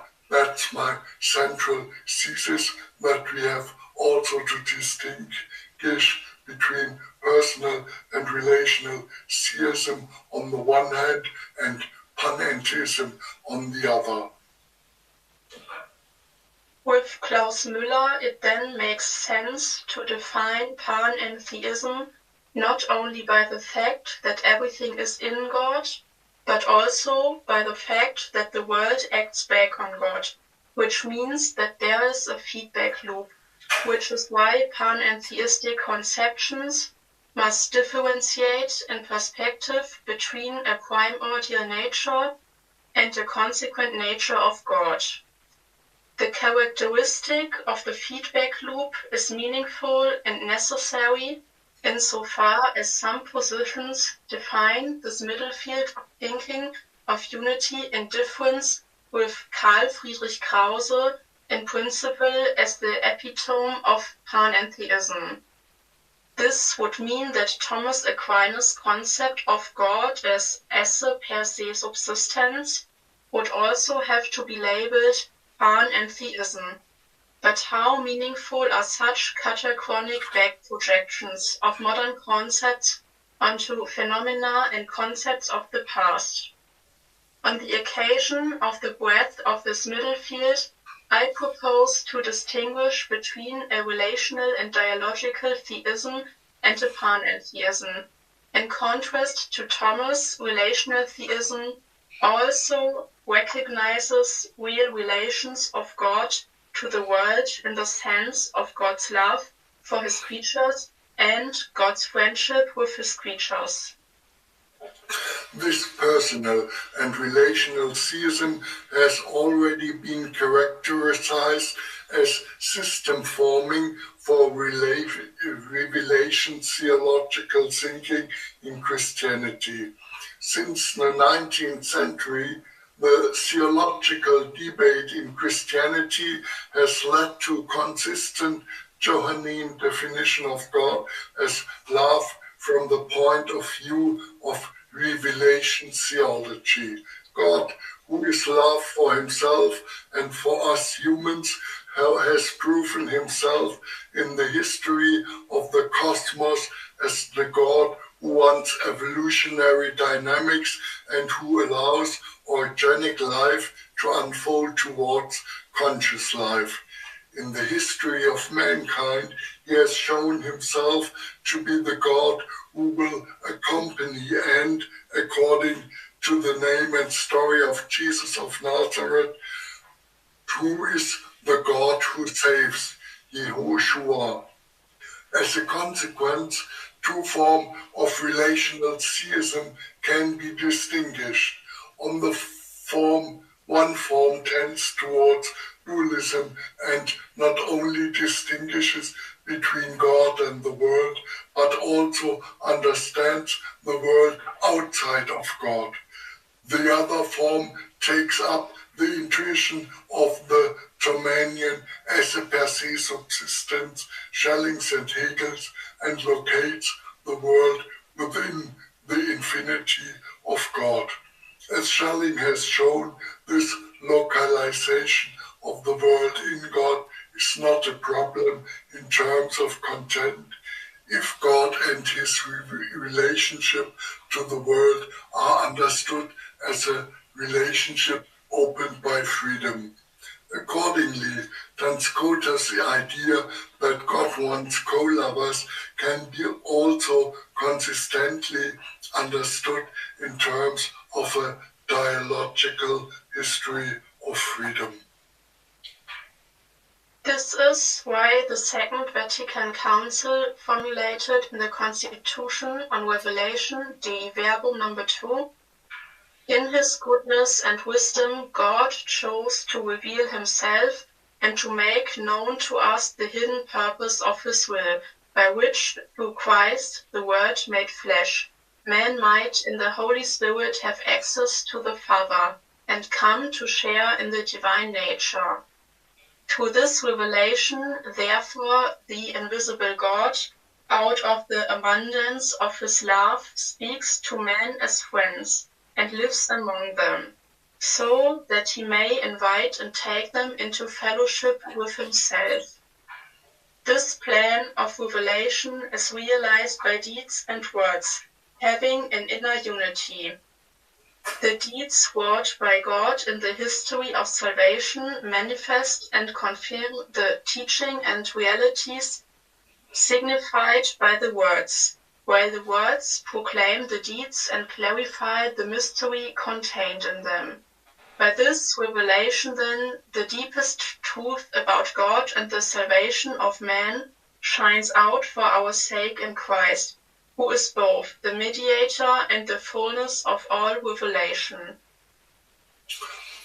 Both positions, personal and relational theism on the one hand, and panentheism with a feedback loop on the other, agree where God's active relationship with the world simultaneously implies a relationship of the world with God in dialogue and retroactivity, because God allows himself to be affected by the events of the world. Where God freely decides in sovereign freedom to allow himself to be affected by the events of the world, both positions come together and are alternatively possible. Nevertheless, it is advisable to understand God's dialogical relationship to the world when it is consistently determined by the guiding principle of freedom and love, by the concept of a personal and relational theism. If, on the other hand, there is a necessary feedback loop of the world towards God, as a result of which God also changes, which is why a distinction must be made in perspective between God original nature and his consequent nature. This is consistently panentheism, so I propose.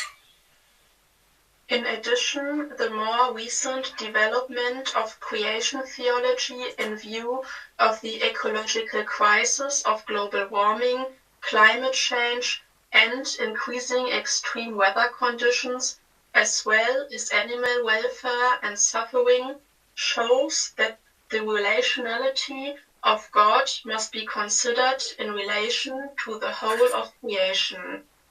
It must include plants and animals capable of feeling, as well as living beings endowed with consciousness.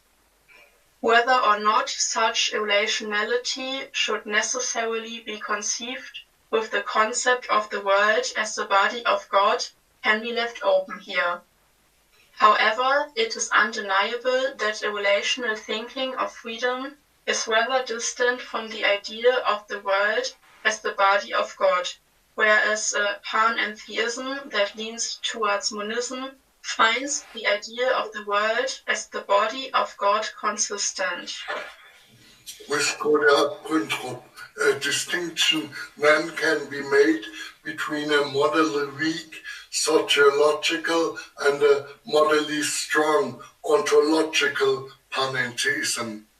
The position of a modally weak panentheism can be seen in Jürgen Moltmann, who reckons with the repercussions of the events of the cross on God himself, and with God being characterized by the events of the cross, because God as a relational being is radically in solidarity with the world and its suffering. Moltmann also sees himself explicitly as a panentheist in terms of creation theology. His position can be exemplified here by two key quotations. In principle and systematically, Moltmann states, "The Christian doctrine of creation is characterized by the revelation of Christ and the experience of the Spirit. The one who sends the Son and the Spirit is the Creator, the Father. The one who summarizes and redeems the world under his liberating rule is the Word of creation, the Son. The one who brings the world to life and allows it to participate in God's eternal life is the creative power, the Spirit. The Father is the creative cause of creation, the Son the formative cause, and the Spirit the life-giving cause. Creation exists in the Spirit, is characterized by the Son, and created by the Father. It is therefore from God, through God, and in God. The Trinitarian concept of creation combines God's transcendence of the world with his immanence in the world. Panentheism, according to which God, who created the world, simultaneously indwells the world, and conversely the world that he created simultaneously exists in him, can in truth only be conceived and represented in Trinitarian terms. In terms of theology of the cross, he defines the repercussion for God as follows. Without the cross of Christ, this vision of the world in God would be pure illusion. The suffering of a single child would prove it to be such. Without the realization of the suffering of God's inexhaustible love, neither pantheism nor panentheism can endure in this world of death. They would soon lead to pan-nihilism. Only the realization of the crucified God gives the vision of the world in God foundation and continuity. That is why the vision arises under the cross. God in all things and all things in God. The modally strong ontological panentheism can then be summarized in the positions of Alfred North Whitehead and Charles Hartshorne. both understand God in the sense of a comprehensive and general ontology under the principle of creativity. They understand God as the chief exemplification of all actual entities in the world. In the transition of the formation process of reality to completed superjects, the events of the world are immortalized and incorporated into the consequent nature of God. In this ontological and generalizing concept of process philosophy, God must necessarily be conceived with the world, even if the world need not to be the existent world, that means our world. Both approaches differ slightly with regard to the repercussions of the world on God's consequent nature. While Charles Hartshorne reckons with the necessity of an inclusion of all superjects in God, so that all completed events and processes are gathered and immortalized in God, Alfred North Whitehead seems to reckon with an evaluation on the superjects. According to this, only the completed processes that serve to be true, the good, and the beautiful are immortalized in God. For Christian theology, the question arises here as to whether a criteriologically determined eschatology can also be developed under these conditions. The possible difference between the two positions can again be exemplified by quotations.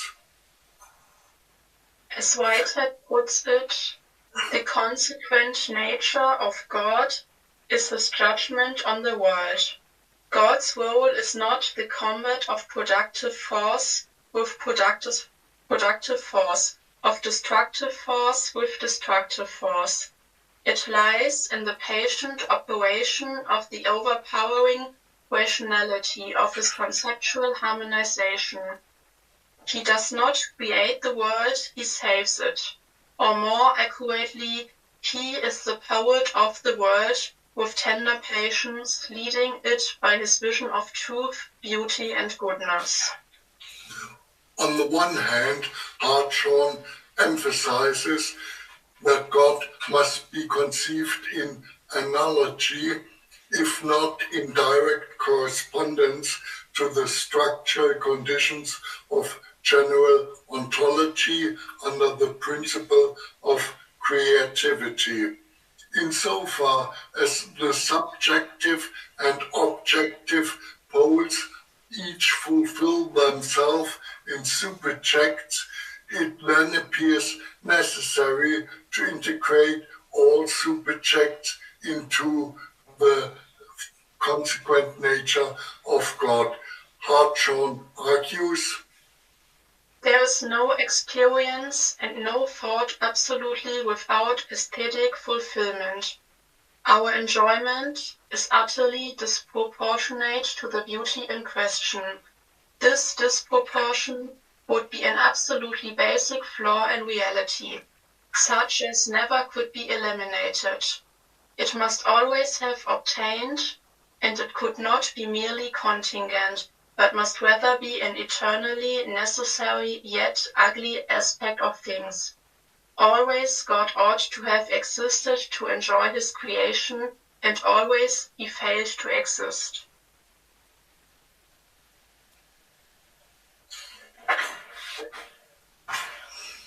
On the other hand, Hartshorne favors a universally proportioned harmony and distinguishes between the aesthetically valuable and the beauty.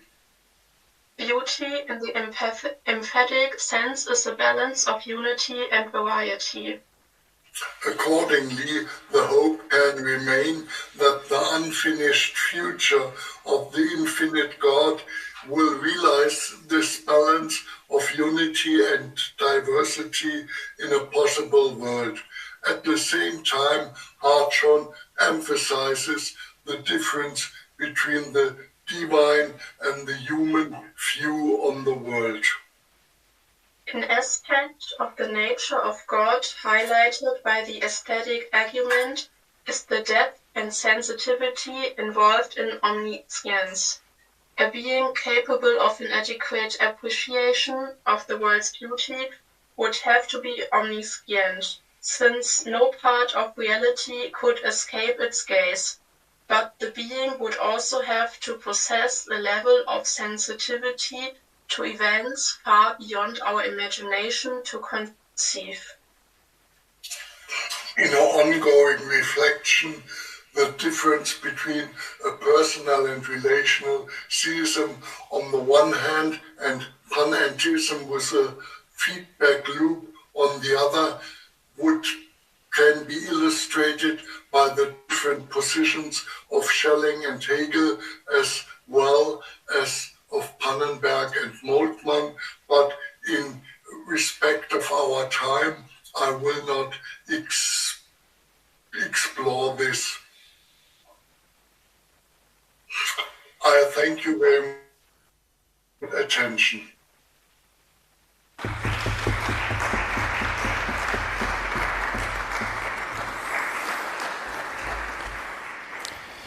Thank you very much, Professor Nietzsche, and also to your assistant, Anna Kintrup.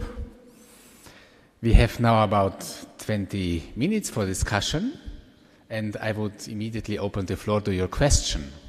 Please. Luckily, the technique functioned very well, so we were able to follow your presentation very good. Please. Our first question, second question. Thank you very much for the presentation.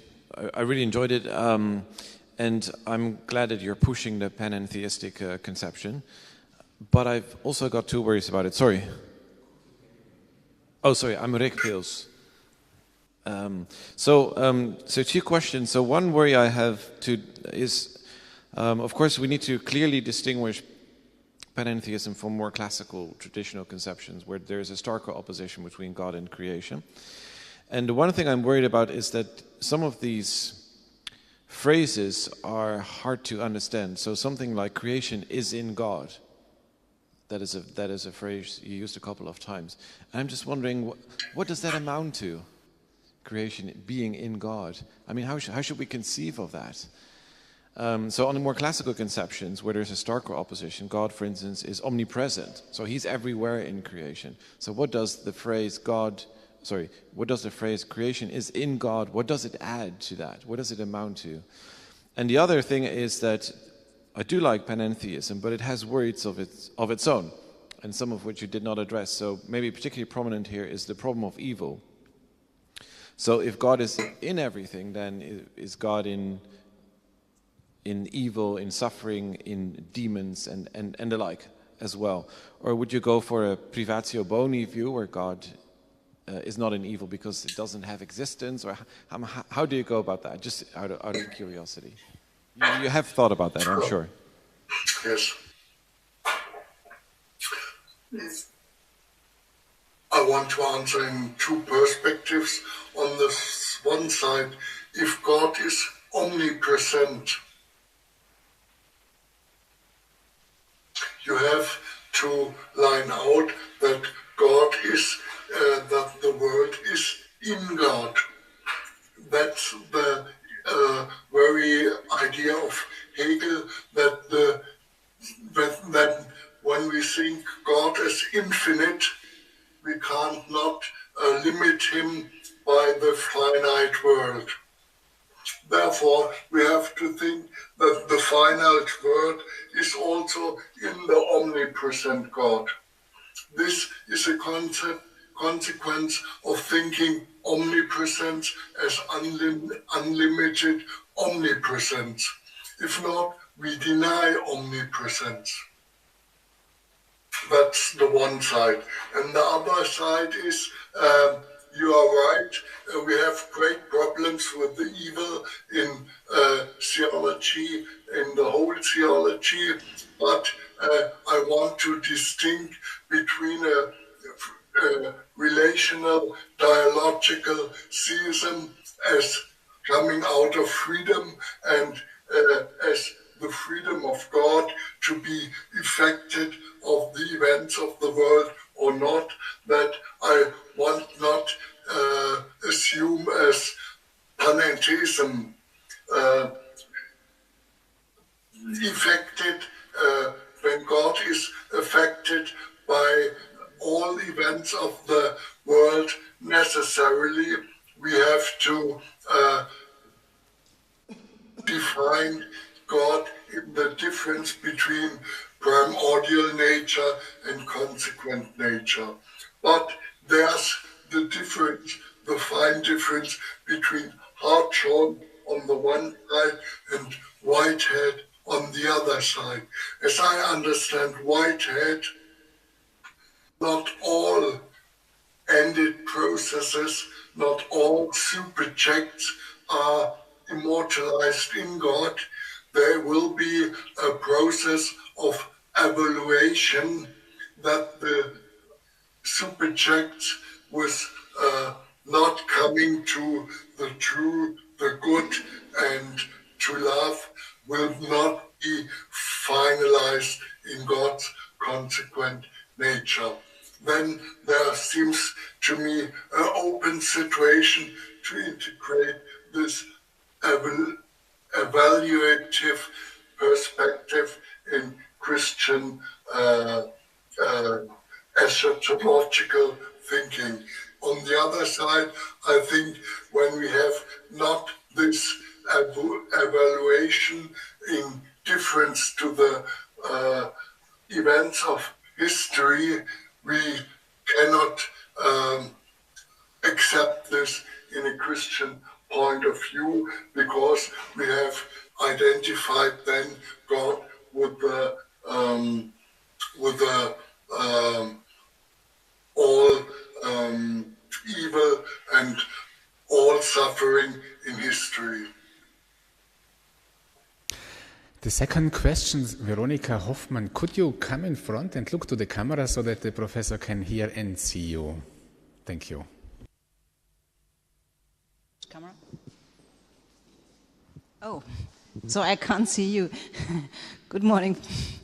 Good morning, Benedict. Good morning, Ms. Hoffman. Yeah, we have met, but it's a long time ago.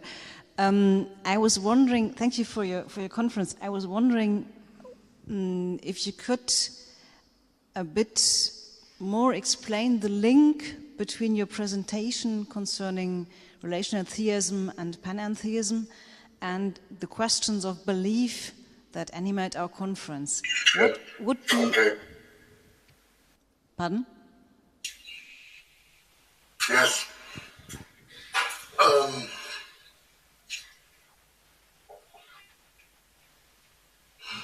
I give you a proposal for different possibilities to realize belief in relation to thinking the God-world relationship.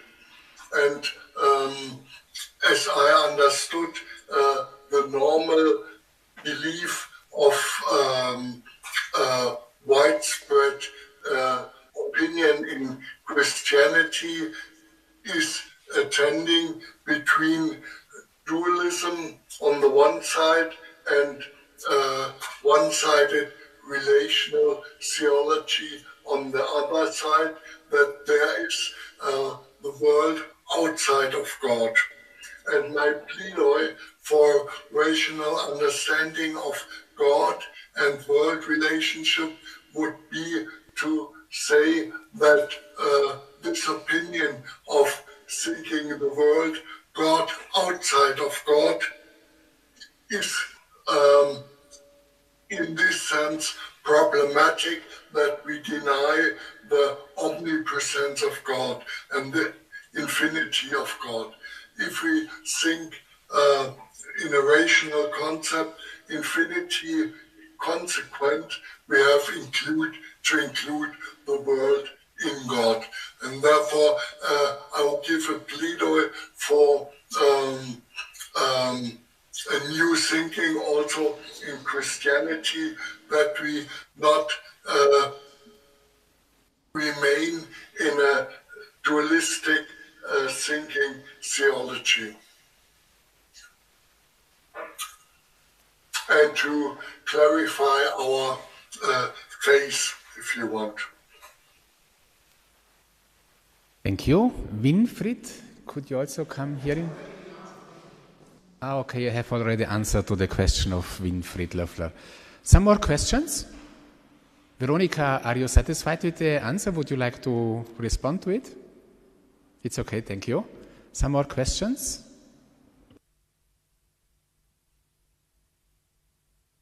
No more questions in the audience. So that means that we thank you once again very much, Professor Nietzsche. Thank you for your conference, for your talk, and especially also that it was possible that you are online present this way. Thank you very much also to your assistant. Thank you very much. At this point, we are perfectly in time, and we can make our coffee break. See you in half an hour.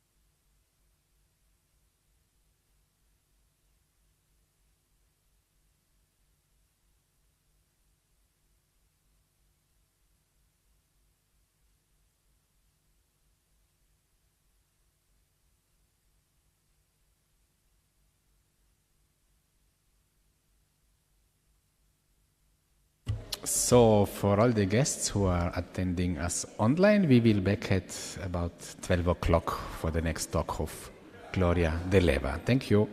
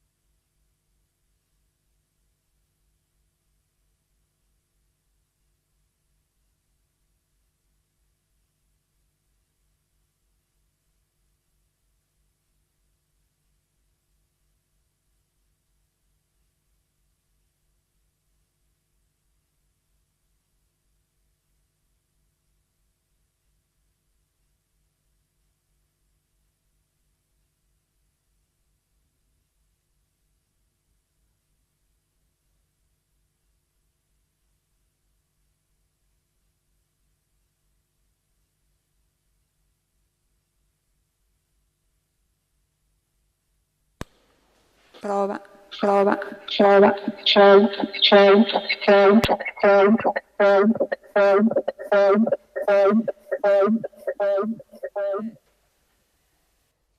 Boris yesterday was knew what it was.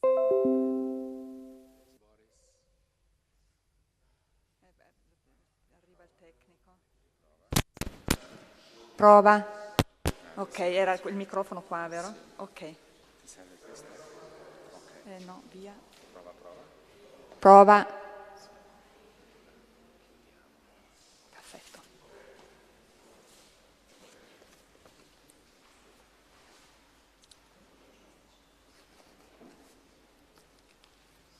Okay, so after this wonderful experience of an echo, we start into our last moment of this conference. Welcome back. Gloria Deleva will close this morning's program with her presentation. Let me briefly introduce her. Gloria is native from the province of Trent, so today for her it's a home game. She studied philosophy at the University of Bologna and of Constance and reached her PhD in 2017 in a project of collaboration between the Freie Universität Berlin and the Università degli Studi di Padova, with a thesis entitled Salto Mortale, Declinations of Faith with Kierkegaard. And she completed her habilitation for the subject Theoretical Philosophy, and since October 2022, she is research fellow at our Philosophical Theological College in Brixen in this Euregio project. In addition to her dissertation, she has published many articles on Kierkegaard, Paul Ricoeur, Friedrich Heinrich Jacobi, and others. Today, she will talk about the theistic position of Jacobi and the atheistic position of Hartmut von Sass, and show that the reasons by which they justify their positions are not really different from each other. Gloria, the floor is yours. Yeah, thank you, Martin, for the kind introduction. Oh,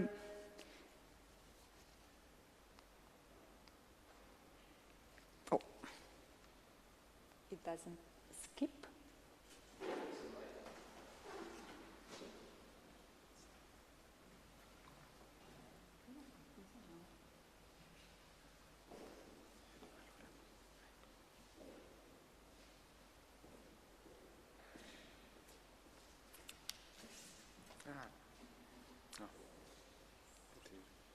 Prima funzionava, ho provato.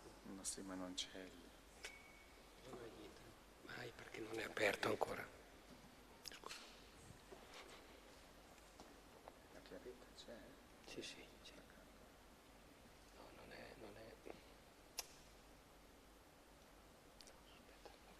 Sempre si è impallato questo.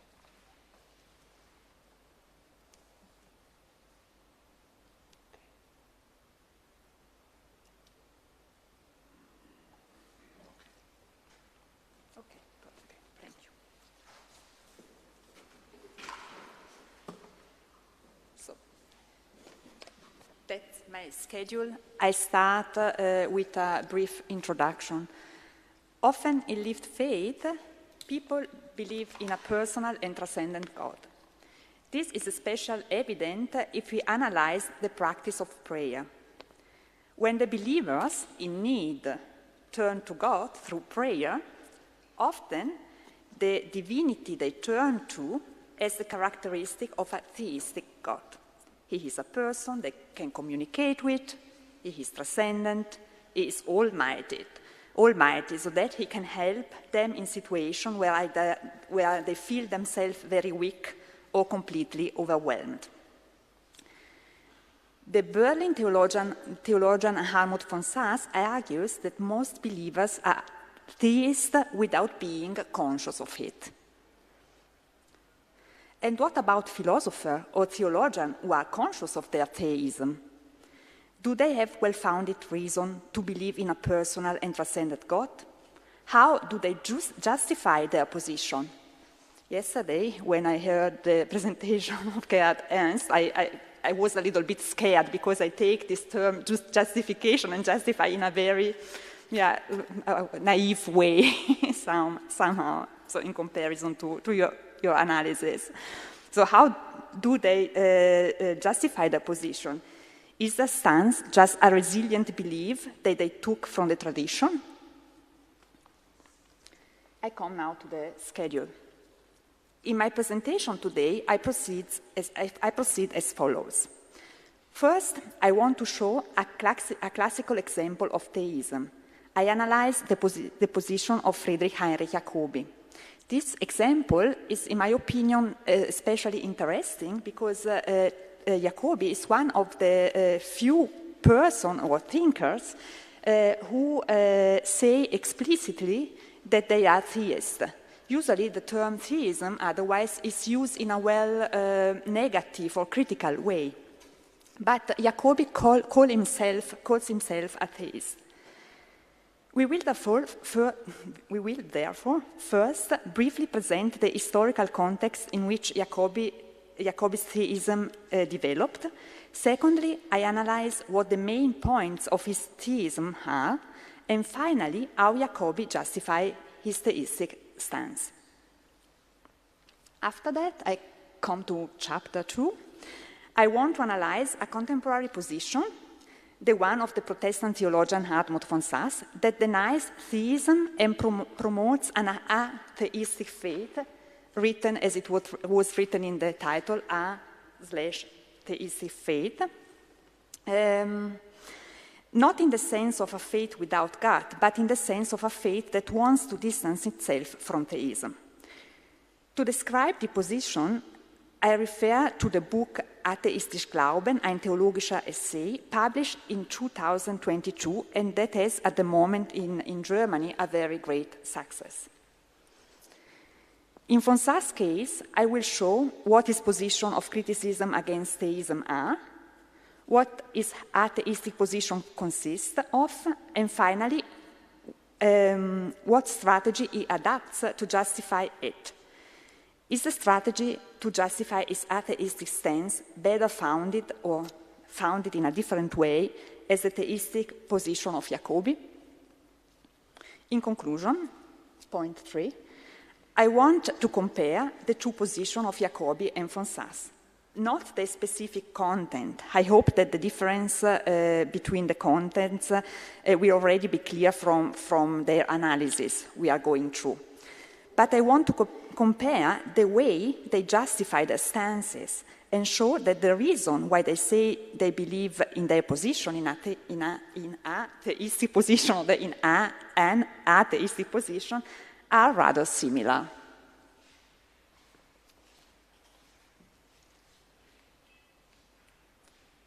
We come to the first point, the historical context. In 1780, Jacobi and Lessing, they met a few times. On one of these occasions, Lessing confesses to Jacobi that the orthodox concepts of the divinity are no longer for me. I cannot enjoy them. En kai pan, I know nothing else. Jacobi draws the conclusion that Lessing does not believe in a cause of things that is distinct from the world. Lessing is a Spinozist. And Jacobi was pretty scared of this conclusion. However, Jacobi says that he was initially surprised by this statement by Lessing. Nobody was expecting Lessing call himself a Spinozist. And so he gave Lessing a kind of summary of Spinoza's pantheistic position, to be sure that they both meant the same when they are speaking about Spinozism. Jacobi also took the opportunity to present to Lessing his own position that he developed in contrast to the one of Jacobi. Of Spinoza.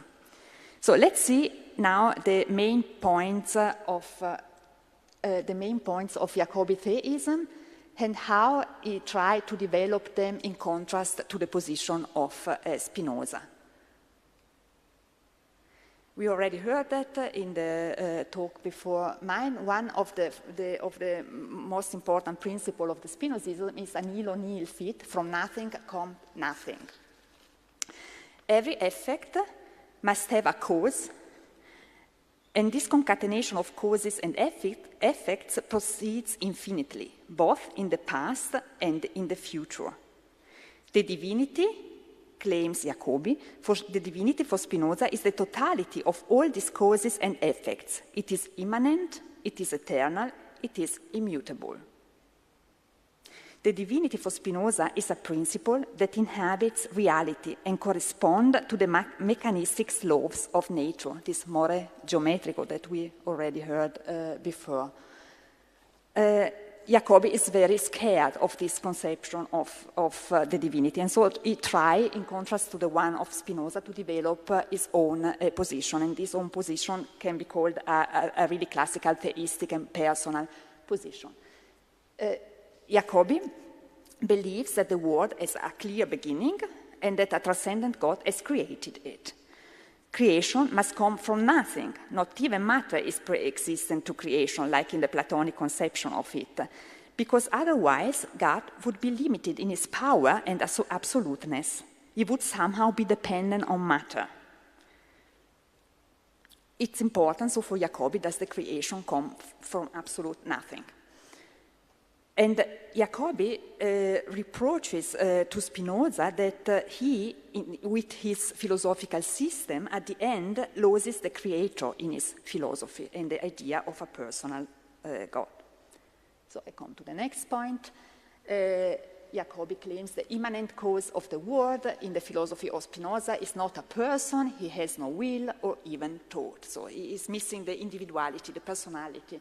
And so Jacobi claims, or proclaims better, my creed is not in Spinoza. I believe in a personal, reasonable cause of the world.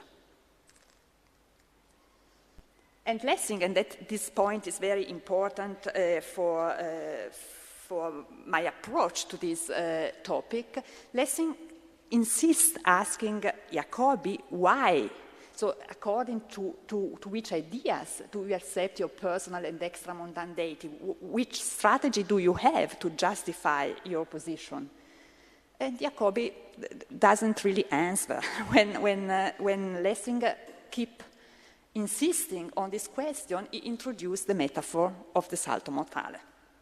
The metaphor of the salto mortale it's a movement that describes faith in human being. It's a movement that the human being is doing, but there is also a circle, and this circular movement can metaphorically somehow represent God, even though we cannot take metaphor so as one-to-one. And let's see, as last point of the description of Jacobi theism, what are the anthropological consequences of the two systems.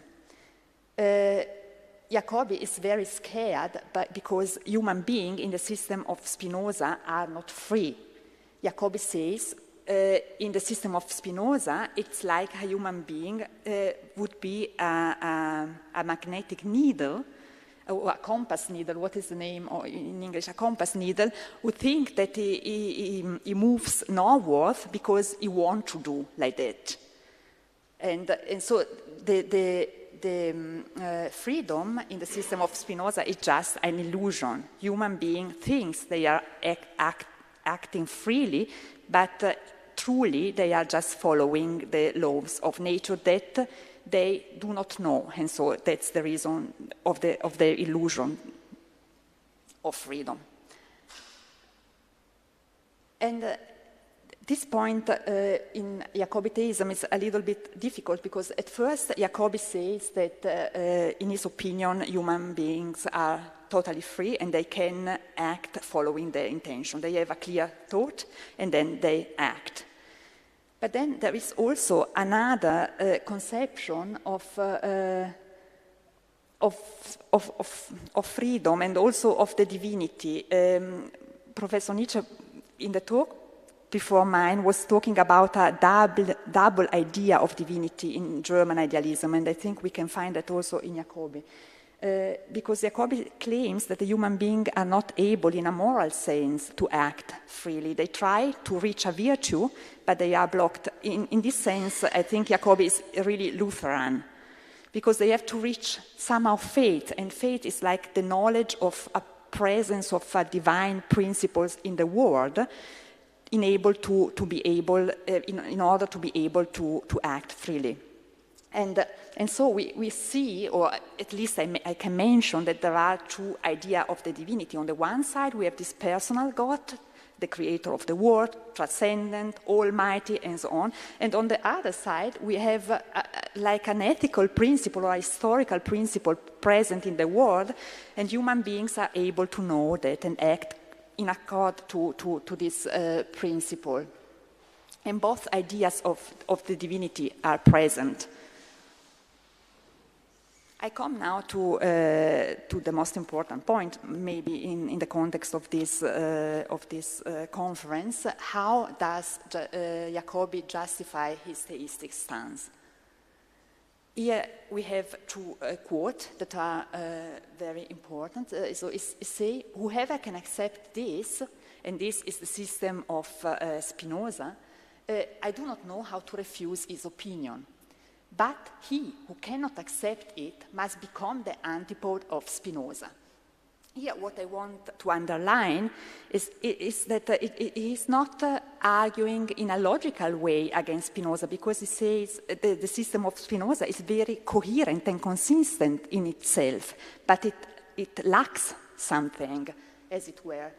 And so, if we cannot accept that, and he is speaking about acceptance, it's not a logical understanding or a logical accepting, but he is like scared of the consequences of the system of Spinoza. Who cannot accept that, and this who is Jacobi self, must become the antipode of Spinoza. The antipode is another picture and another metaphor that is linked with the metaphor of the salto mortale. I do not explain now why, we do not have the time. And the second quote, even most important in my opinion, here we are in this dialogue between Lessing and Jacobi, and the text is the text by Jacobi. He says, by my creed is not Spinoza. I believe in a personal, reasonable cause of the world. We already seen that. And Lessing, also much better, I must be hearing something completely new.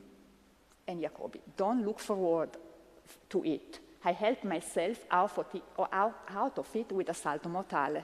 The whole thing consists in the fact that I conclude from fatalism, from Spinozism, directly against fatalism and against everything that is connected with it. I conclude directly, unmittelbar is in German. It's again something that it's not the result of deep reasoning about it. It's like a feeling of be scared of the consequences of the system of Spinoza and want to take distance from it.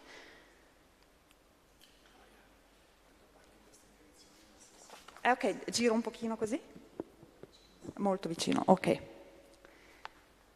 And then we just briefly saw that there is another kind of God. And here, Jacobi is justifying his position through experience. He says God as something, as a principle that is present in the world, we can directly experience that because it's present also in ourselves. And so let's see, just briefly as a summary, how Jacobi does justify his theistic position. At first, and that is a very important strategy of justification, he tried to underline his stance in contrast to the stance of Spinoza. Spinoza is to him very important because he used it to speak about his own conception of the divinity. Secondly, we saw that he used a metaphor, and that's also Georg Gasser. He says that a very typical characteristic of theism is that the use of metaphor, because God is what is ununderstandable, or even not, we cannot express the divinity, and so on. And thirdly, we see the other idea of God, the God that is present in the world, a spirit, if we want to use a Hegel terminology, that we can experience that directly because it is in ourselves. We just have to learn to be conscious of it. I skipped this one. Okay, let's see now the contemporary position. It's totally different because von Sass is trying to take distance from theism. And what I want to show is that at the end, the way they justify their position seems to me to be very similar somehow, even though the two stances are quite opposite. At first, like Jacobi criticized Spinozism, von Sass criticized theism. And so he says theism assumes that God is a thinking person, although disembodied. We already saw that in Jacobi's position, he wanted a personal God. And the problem can be that we have a too anthropomorphic idea of God. We think God really similar to human being. And he always, in his book, von Sass tries also to show how a contemporary version of theism try to find a solution to this possible critical points. So the danger is we have a too anthropomorphic idea of God, and contemporary theism say, okay, but this anthropomorphic idea of God, we are not saying God is like that. It can be taken as a picture, as a metaphor, as an allusion or something like that. The second point that is really problematic about theism for von Sass is that the divine person possesses attributes, characteristics that are very typical for human being. But he possesses them in the form of the perfection. So, for example, God is all-knowing, God is almighty, and so on. And a problem with this kind of attribution is that the omnipotence of God clash with our perception of evil in the world. Why an almighty God will allow the presence of such amount of evil in personal and social relation in the world? That's the problem. And there are proposals, for example, in Italy we can also think to Gianni Vattimo that say that God is very powerful, but not that God is actually a weak, a weak God. They are trying to make the power of God relative somehow.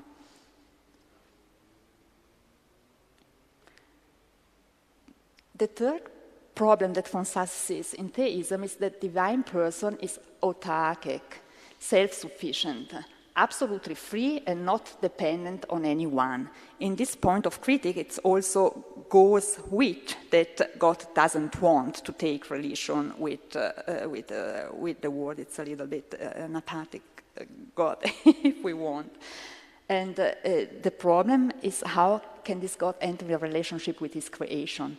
And he says that the greatest expression of the freedom of God is that himself limited his power and want to love the world. And this love is the biggest expression of his freedom. He make his power smaller, as it were.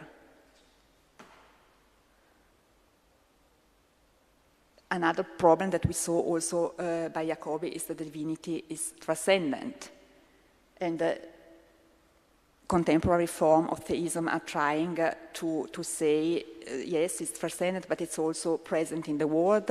We heard that before that there is a creation that where God continuously works in the world. I skipped that a little bit quick. And then von Sass asks a question that, in my opinion, is very important for our context today. Why is theism a theory that had that has all these problems, why is still so resilient? Why is still so important for us today? For 3 reasons. The first one, it is one of the central doctrine of Christianity, even though also panentheism is very present, maybe not in the same amount like theism, but still. Many of the theologians who reject theism today nevertheless accept some of its aspects. And the third one, that's the one that I introduced in at the beginning, many of the believers in their practice when we are praying, for example, we mostly think to a personal God, to whom we can speak. I want to briefly analyze the position of Fonsas. God's reality is loving activity. I do not think, as Veronica said in her answer before, that it's just like a projection of human being, this divinity of Fonsas. It has a conception of, in my opinion, also a relative panentheistic conception of God, because God is love, is loving activity towards human being. And we should not look at a person behind this loving activity. It's just activity. And he want to detach themselves from this idea that for Jacobi, for example, was very important, of a personal God. And yes, God is completely absorbed in this loving action.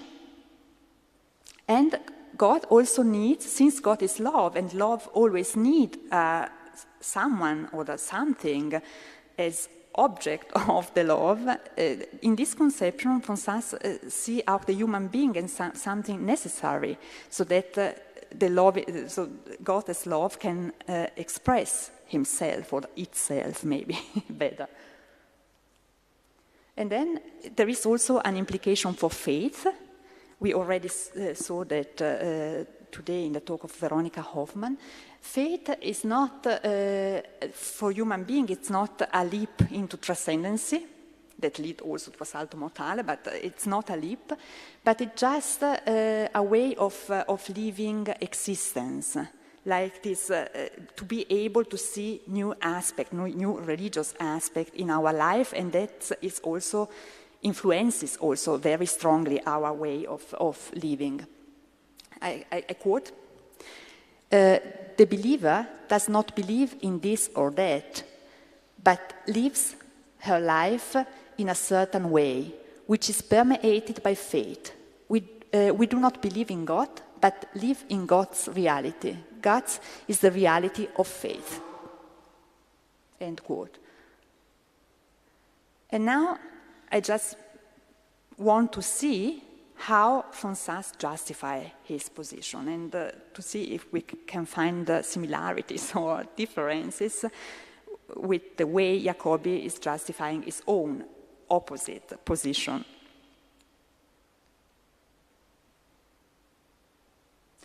Exactly. We already saw that for Jacobi, the position of Spinoza was very important. For Fonsas, is the theistic position very important, because it distances itself from theism and its belief in God as a transcendent person, and it profiles his own position in contrast to the one of theism. I have another quote. We must get rid of the assumption that behind every event there is a perpetrator, that every sign has a sender, that every work has an author as its subject. Much would be gained if we were able to shrink back from this transition and could stay still to reflect on the event, to hear the call that reaches us, or to perceive the work that opens up through its words and melody the unexpected. I found that impressive because we have this shrink back. It's a little bit like the reaction of Jacobi in front of Spinozism. And then the object of our shrinking back is the transition as a leap. So Jacobi is jumping away from the position of Spinoza, and this jumping away introduces is salto mortale. And Fonsas is also very scared, but is doing the opposite movement. It is not jumping to a transcendent idea of God. He wants to stay on the floor. And he say that we can experience God as love. He has this conception, as we saw, of God as love. He never used the word panentheism. I think because in his opinion, panentheism it's too strongly linked with theism as the opposite. But he says that God is love is activity towards human beings, so it's a really present, in the world present God. And we can experience in ourselves the revelation of God as love to us. So we found that also in the second conception of Jacobi, God as spirit present in the world. So I see here very strong similarities, actually. And at the end, we have also a kind of metaphor. He say that God needs someone who perceives his revelation. So he is trying here to explaining why he says that God needs a human being, and in doing so he uses a picture, a metaphor actually, the picture of the creator, the artist. So I come to the conclusion. I want now to compare briefly the two, not the two stances, but the way the two authors are justifying the stances. So, as already said, Jacobi jumped away from Spinozism. I help myself out of it with a salto mortale, and the first movement of a salto mortale is the jumping away in the air. Then there is a round movement, and then he comes back to the floor. And Fonsas jump away from theism and its consequences, or better, he shrinks back from the jump of theism, as we already saw in the quote before. Jacobi describes theistic faith and God through the metaphor of the salto mortale. And we can see that Fonsas also used this metaphor of the work of art, even though in a slightly different way. Another strategy of Fonsas is to explain why he's speaking about God of love. He's a theologian, and so he quotes the Gospel, the first epistle of John, and where he said that God is love, and he who abides in love abides in God, and God abides in him. Also, Jacobi, to explain in the way why we are experiencing God, use the book of wisdom of the Bible. So the Bible is a source of explanation for both of them. And the last point, that in Jacobi maybe I do not explain that profoundly, is that both are relating on experience. The experience for Jacobi in ourselves of the Spirit, of the presence of God in the world, even though that is in contrast to the theistic idea of God that is also present in Jacobi. And for Fonsas, we have experience of God as love in ourselves. We can feel that, we can perceiving it in ourselves, actually. So, thank you very much for your attention.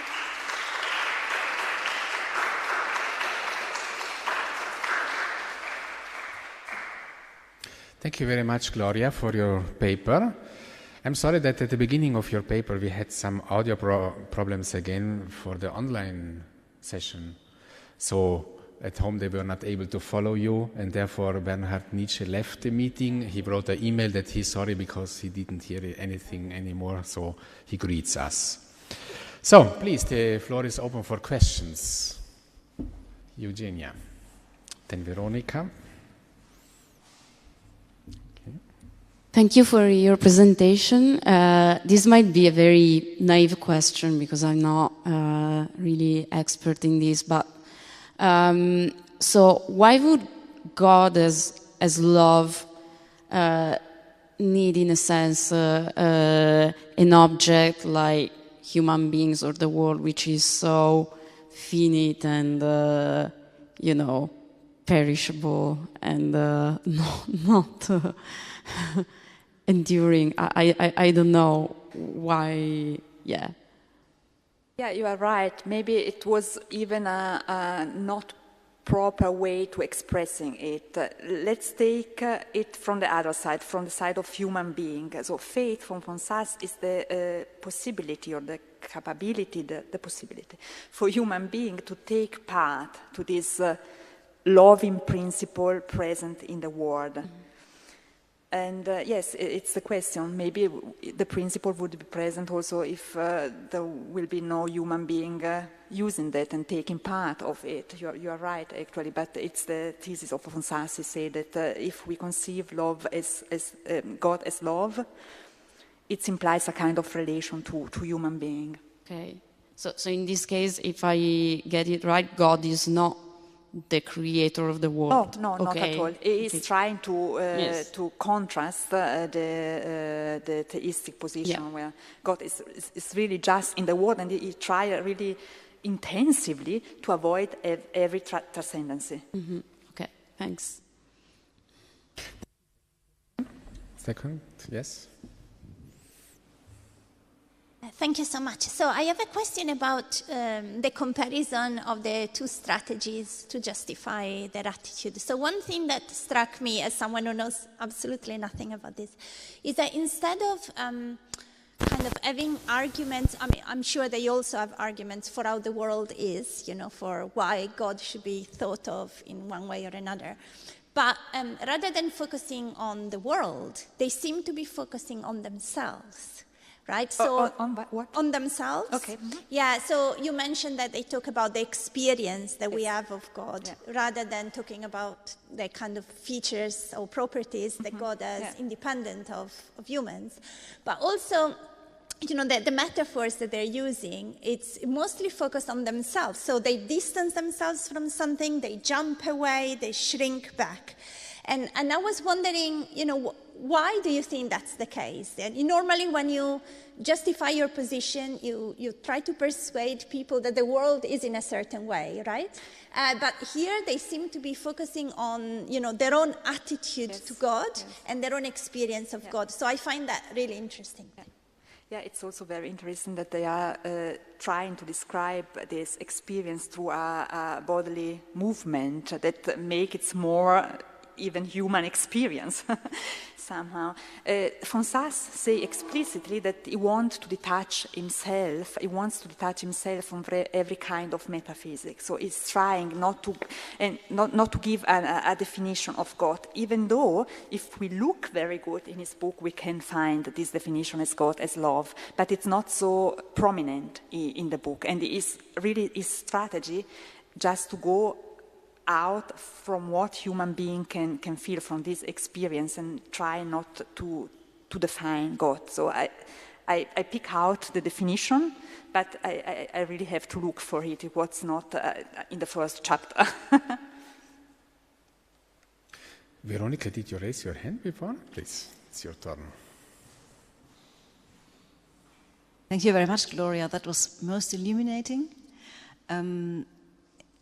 I first want to ask you if I understand you correctly, that in a way, if we can talk about justification at all here, it's kind of a backwards justification, because it's not an argument, reason, and then you have a conclusion, but you kind of look at what the consequences are, and you take the theory that has the consequences you want.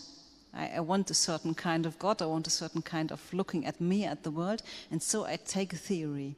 And if that is so, would you say that's in a way typical of these very fundamental decisions about how to see the world, that we are not arguing from cause to effect or from argument to conclusion, but we are more or less looking at a way how we want to conceive the world, and if we can have a concept that has that, and maybe some of our problems of justification or of kind of breaking up those theories, for example, if they are conspiracy theories, some of our problems are due to that fact that we are not in these very basic moments, not arguing in the normal way. Can you summarize once again your question? Sorry, talking so long. If you think that's kind of a backward argumentation, I'm starting with the conclusion I want to have, and I'm going with the back. conclusion or with the opposite position, do you mean? It's basically the same. It's the conclusion of that what I don't want, yes, and then I take what will me lead to the conclusion I want to have. And I don't mean that in a negative way, just descriptive. Yeah. Yeah, it is a little bit like that, because it was implicit. I didn't say that the idea of God as love in one case, in the case of Fonsas, and the idea of God as atheistic God in Spinoza is like there is no a real explanation of it. They have this idea and they try to find out strategy to use it and not to conceive. The idea, at least in Jacobi, is very, very clear. Yeah, I think maybe the idea of God and the relationship, the consequences for human being is the first thing that they have in mind, and so they also try. I do not know actually historically if Jacobi develops his idea of God really reading Spinoza, because it seems that he read it very deeply, or if he had his own idea and then uses Spinoza just like a strategy to justify it. Maybe it can be the case.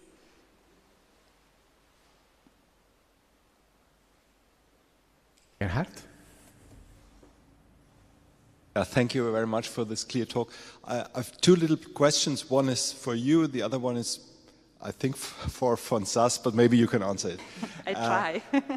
First point, I haven't really seen the analogy between the salto mortale on the one hand and the shrinking back on the other, because in this quote, at least, which you've given, it seems to me he's just saying we shouldn't draw the conclusion that if there is love, then there is someone who loves you, and nothing more than that, whereas the salto mortale is more an image like hey, let's do it. I don't have an argument, but what's the heck?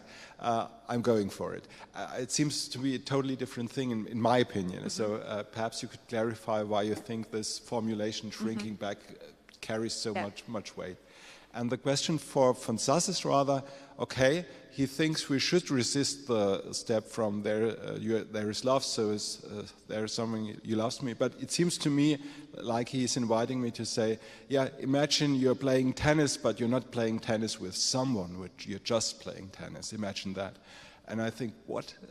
It's a two-place relation. Love is someone, A loves B, so I cannot imagine this without being a B there. Yeah. So. Does he do anything to explain that? To the first question, I had a quote, but I put it out because of the time. And Fonsas is quoting a German theologian, Gerhard Hebeling, and he speaks of this leap into faith, into the transcendency. And this quotation, it's linked to this other quotation.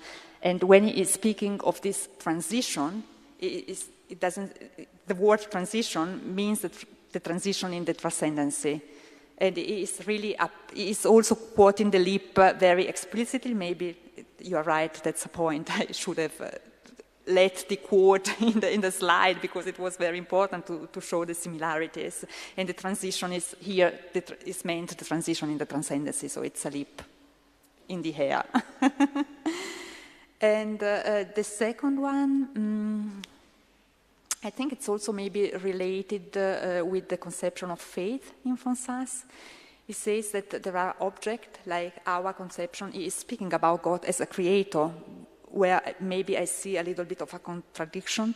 But at first we have to feel God as love, and to change our way to perceive the world.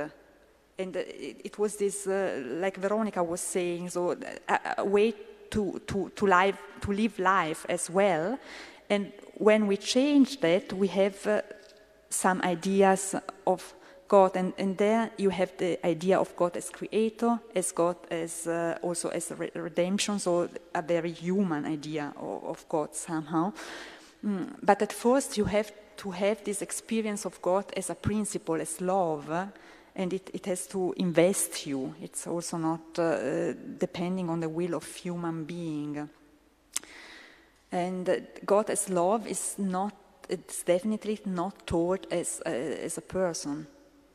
It's a little bit like for Spinoza, if you want, the physical laws of the world. And the problem with Spinoza, for Jacobi, for example, was not that God was present in the world as a principle of reality, but that God was identified with the physical law, with the science, actually. I don't know if I answer your question. Immediate reaction of Eugenia? Yeah, no, I mean, you partly answered that, because my concern was a bit that it becomes really, really close to love as a kind of causal law in the world, you know, like a mechanistic law in the world. So maybe I can see why Jacobi was trying to, you know, put as Gerard said. I mean, it seems a bit, you know, in this dynamic of playing tennis, it seems sensible, like, to have two players. Again, if you reduce it just the exchange of, you know, of playing, then it seems really close to me to a mechanistic law. And then you say, why should you choose this mechanistic law over others? Why love and why not hate, for example? You can actually. The beginning of the book is a picture of drawn by a child, where more persons are looking at one build. How do you say that? One picture again, picture on the wall in a museum, and everybody has his own perspective, and he wants to show that this perspective can be there together. So the faith perspective, perceiving this God as principle in the world, but at the same time also the scientific perspective, they are not in contrast with each other for von Sass. And they are, every perspective is allowed. And the world doesn't exist, but it's just the sum of all perspectives, he said, or Sprachspiele, to use a Wittgensteinian term. Okay. Yeah, no, thank you. So the next question, Lucia.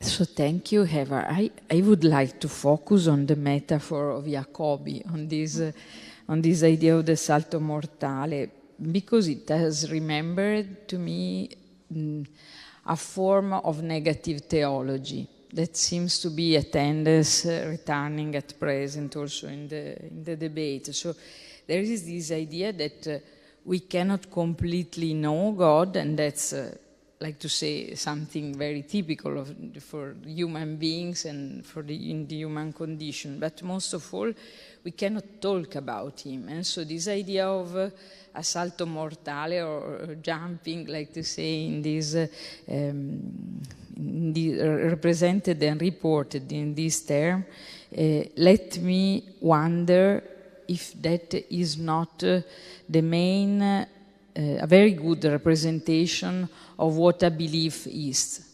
That means there is something that we cannot completely explain, nor understand, nor express. Yes. And I think that could also be very powerful to say, what does it mean to share something that you some way think of knowing or perceive of knowing, some way feel inside, sometimes you feel it also outside yourself, like to see something surrounding you, but it's something that you cannot completely share in epistemological or in epistemic in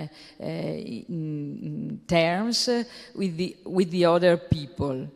You can share that with someone who has a similar or the same belief, but for many aspects remain an experience that is so peculiar that remains, that reports to a form of faith. And so I am wondering if this metaphor cannot drive us to this, to the approach of negative theology, where the attitude is not talking about God, because it's not possible to do that in the form that we are adopting generally. Sorry.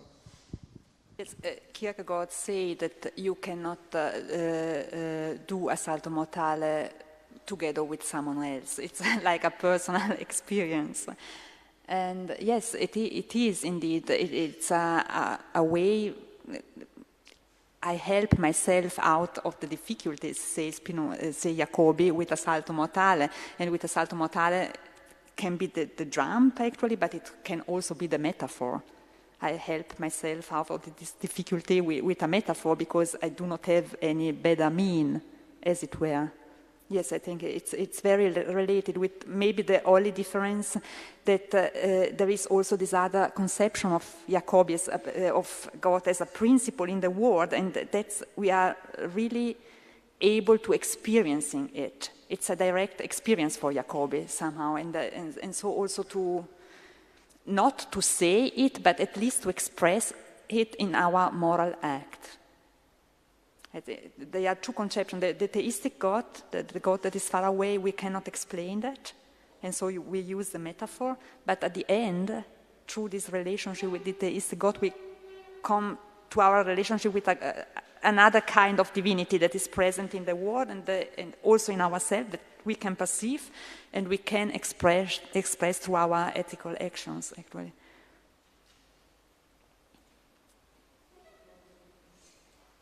Question, Jarek, please. Thank you, Gloria. Fascinating material, and really enjoyed listening to that. Thanks so much. I'd like to share a worry with you that I have about von Sass's position, and maybe you can let me know whether this holds any water, my criticism. So one worry I have is that if you take away the person behind the love, so to say, the whole theology might become rather anthropocentric. And we know what devastating consequences that can have. So of course, there's this idea in Scripture, in the Johannine writing, for instance, that God is love. But there, the core idea is that God is primarily love for the other persons of the Trinity, so the perichoresis, and then love for humans, but also for nature, for the cosmos, for things of beauty, for regularity and order. So yes, we matter and we are loved, but look, we're not, the center of the universe. And I think that matters to issues when it comes to the problem of evil, the problem of divine hiddenness. If you put human center stage, you get into trouble in various ways when it comes to various kinds of challenges to religious belief. So if it's all about love as a power without a person, then it is maybe the power between humans, and then it's all about the love for us. Where does this leave us? It makes me worried. It's also very dangerous because you can project as human being what you want in this experience that you have. Yes, I think that I love this idea, and I love also the idea of the salto mortale. That's a picture of Chagall, but it's exactly a salto mortale. You have a ladder. Do you say ladder in German? That you climb and then you fall down, making a round movement. I love that, but I see your point. It's very difficult to do, because if we are speaking of this godly presence in the world, we are perceiving that, and also we are acting because we perceive it in ourselves. They always say we are acting loving, von Sass, or in an ethical way, Kierkegaard and Jacobi. But actually, what the singular individual then perceives is maybe it's a delusion.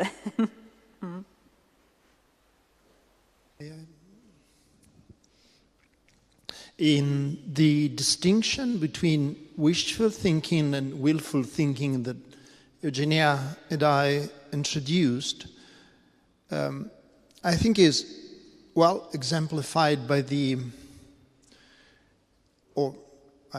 I'm asking you, I think it's well exemplified by this reaction that you talked about. So Jacobi in front of Spinoza saying, I don't want to be like him. I don't want to be like him. So wishful thinking is simply, it's a very basic, superficial, I don't want to be like him, and that everything is good, but I don't want to be like Spinoza. And the willful thinking is, I don't want to be like them, but I want to understand why I don't want to be like him. And I'm reminded of Thomas Nagel beginning his review of Dawkins' God's Delusion, beginning saying, I so much wanted that Dawkins was right, but seems to be unable. So my willful thinking is bringing me elsewhere. So what is the desire, the wish behind Jacobi and Fonsas shrinking back or jumping?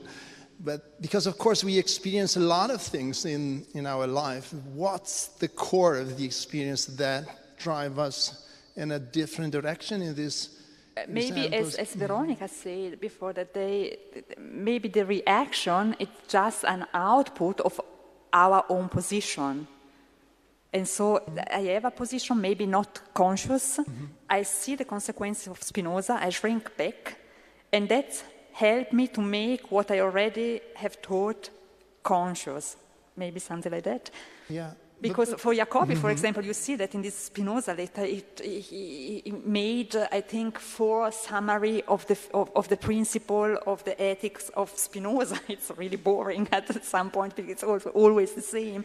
Yeah. It was really trying to get it. It was not a superficial, how do you say that, reading.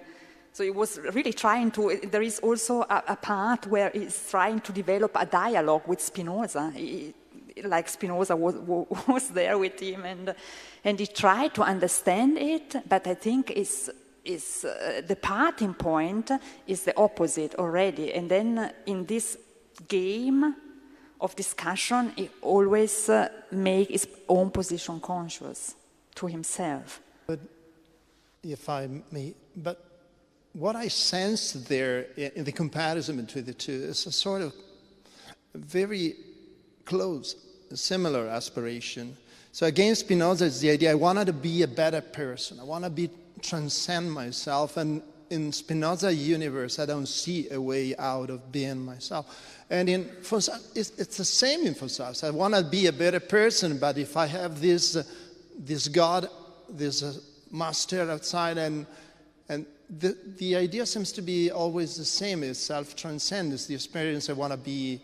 At the core of the Christian message is conversion, to be completely different. So in a sense, there is the same kind of attitude, but I don't know if it's like that. The willful thinking is that I'm reading Spinoza, I'm reading theologian right now. What I don't see is a way out of myself today. It's that my intuition of the willful thinking behind is not just a wishful thinking, it's a very deep intuition about life. Yeah. Thank you.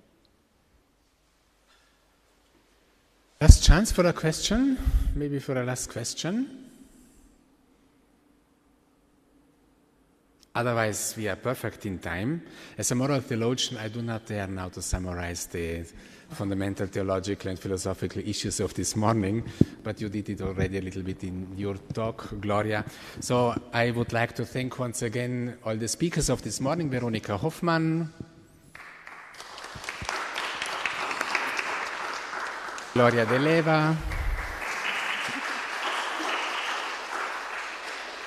and also Bernhard Nietzsche, even though he's not present anymore. So now I pass the micro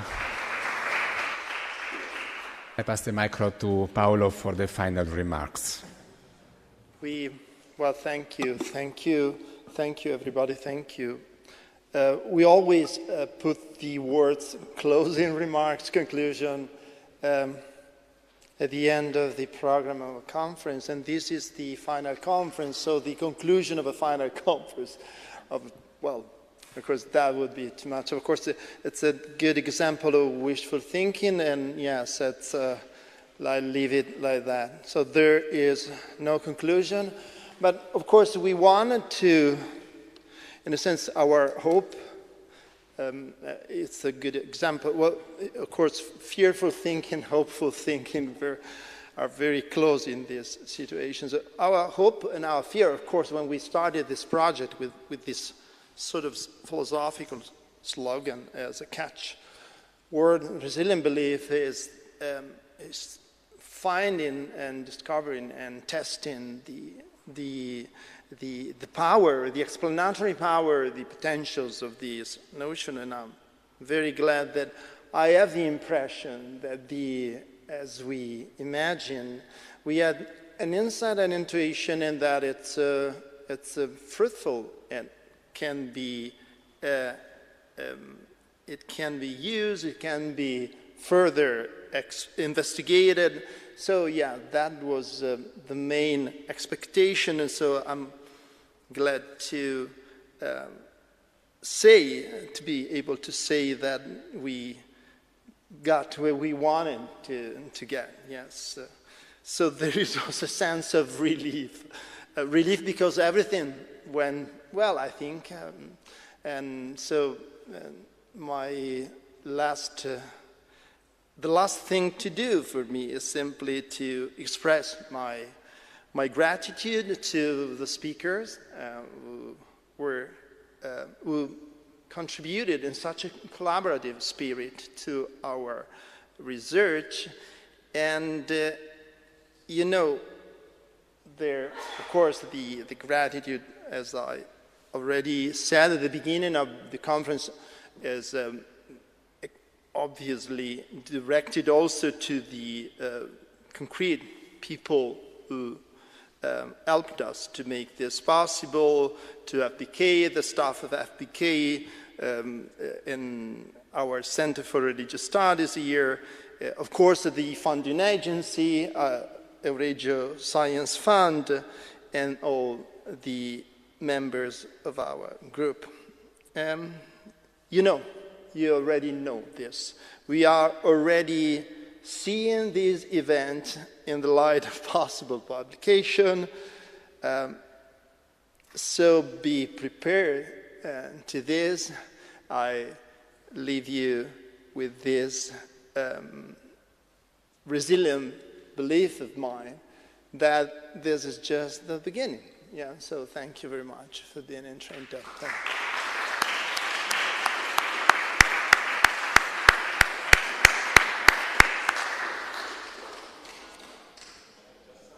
Yeah.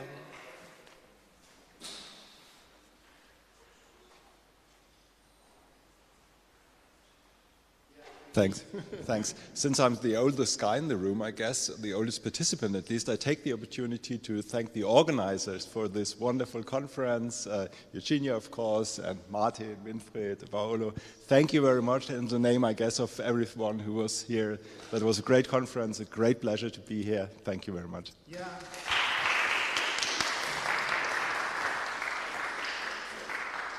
The resiliency of kindness is always a very moving aspect of the human condition, so thank you very much for this. Thank you.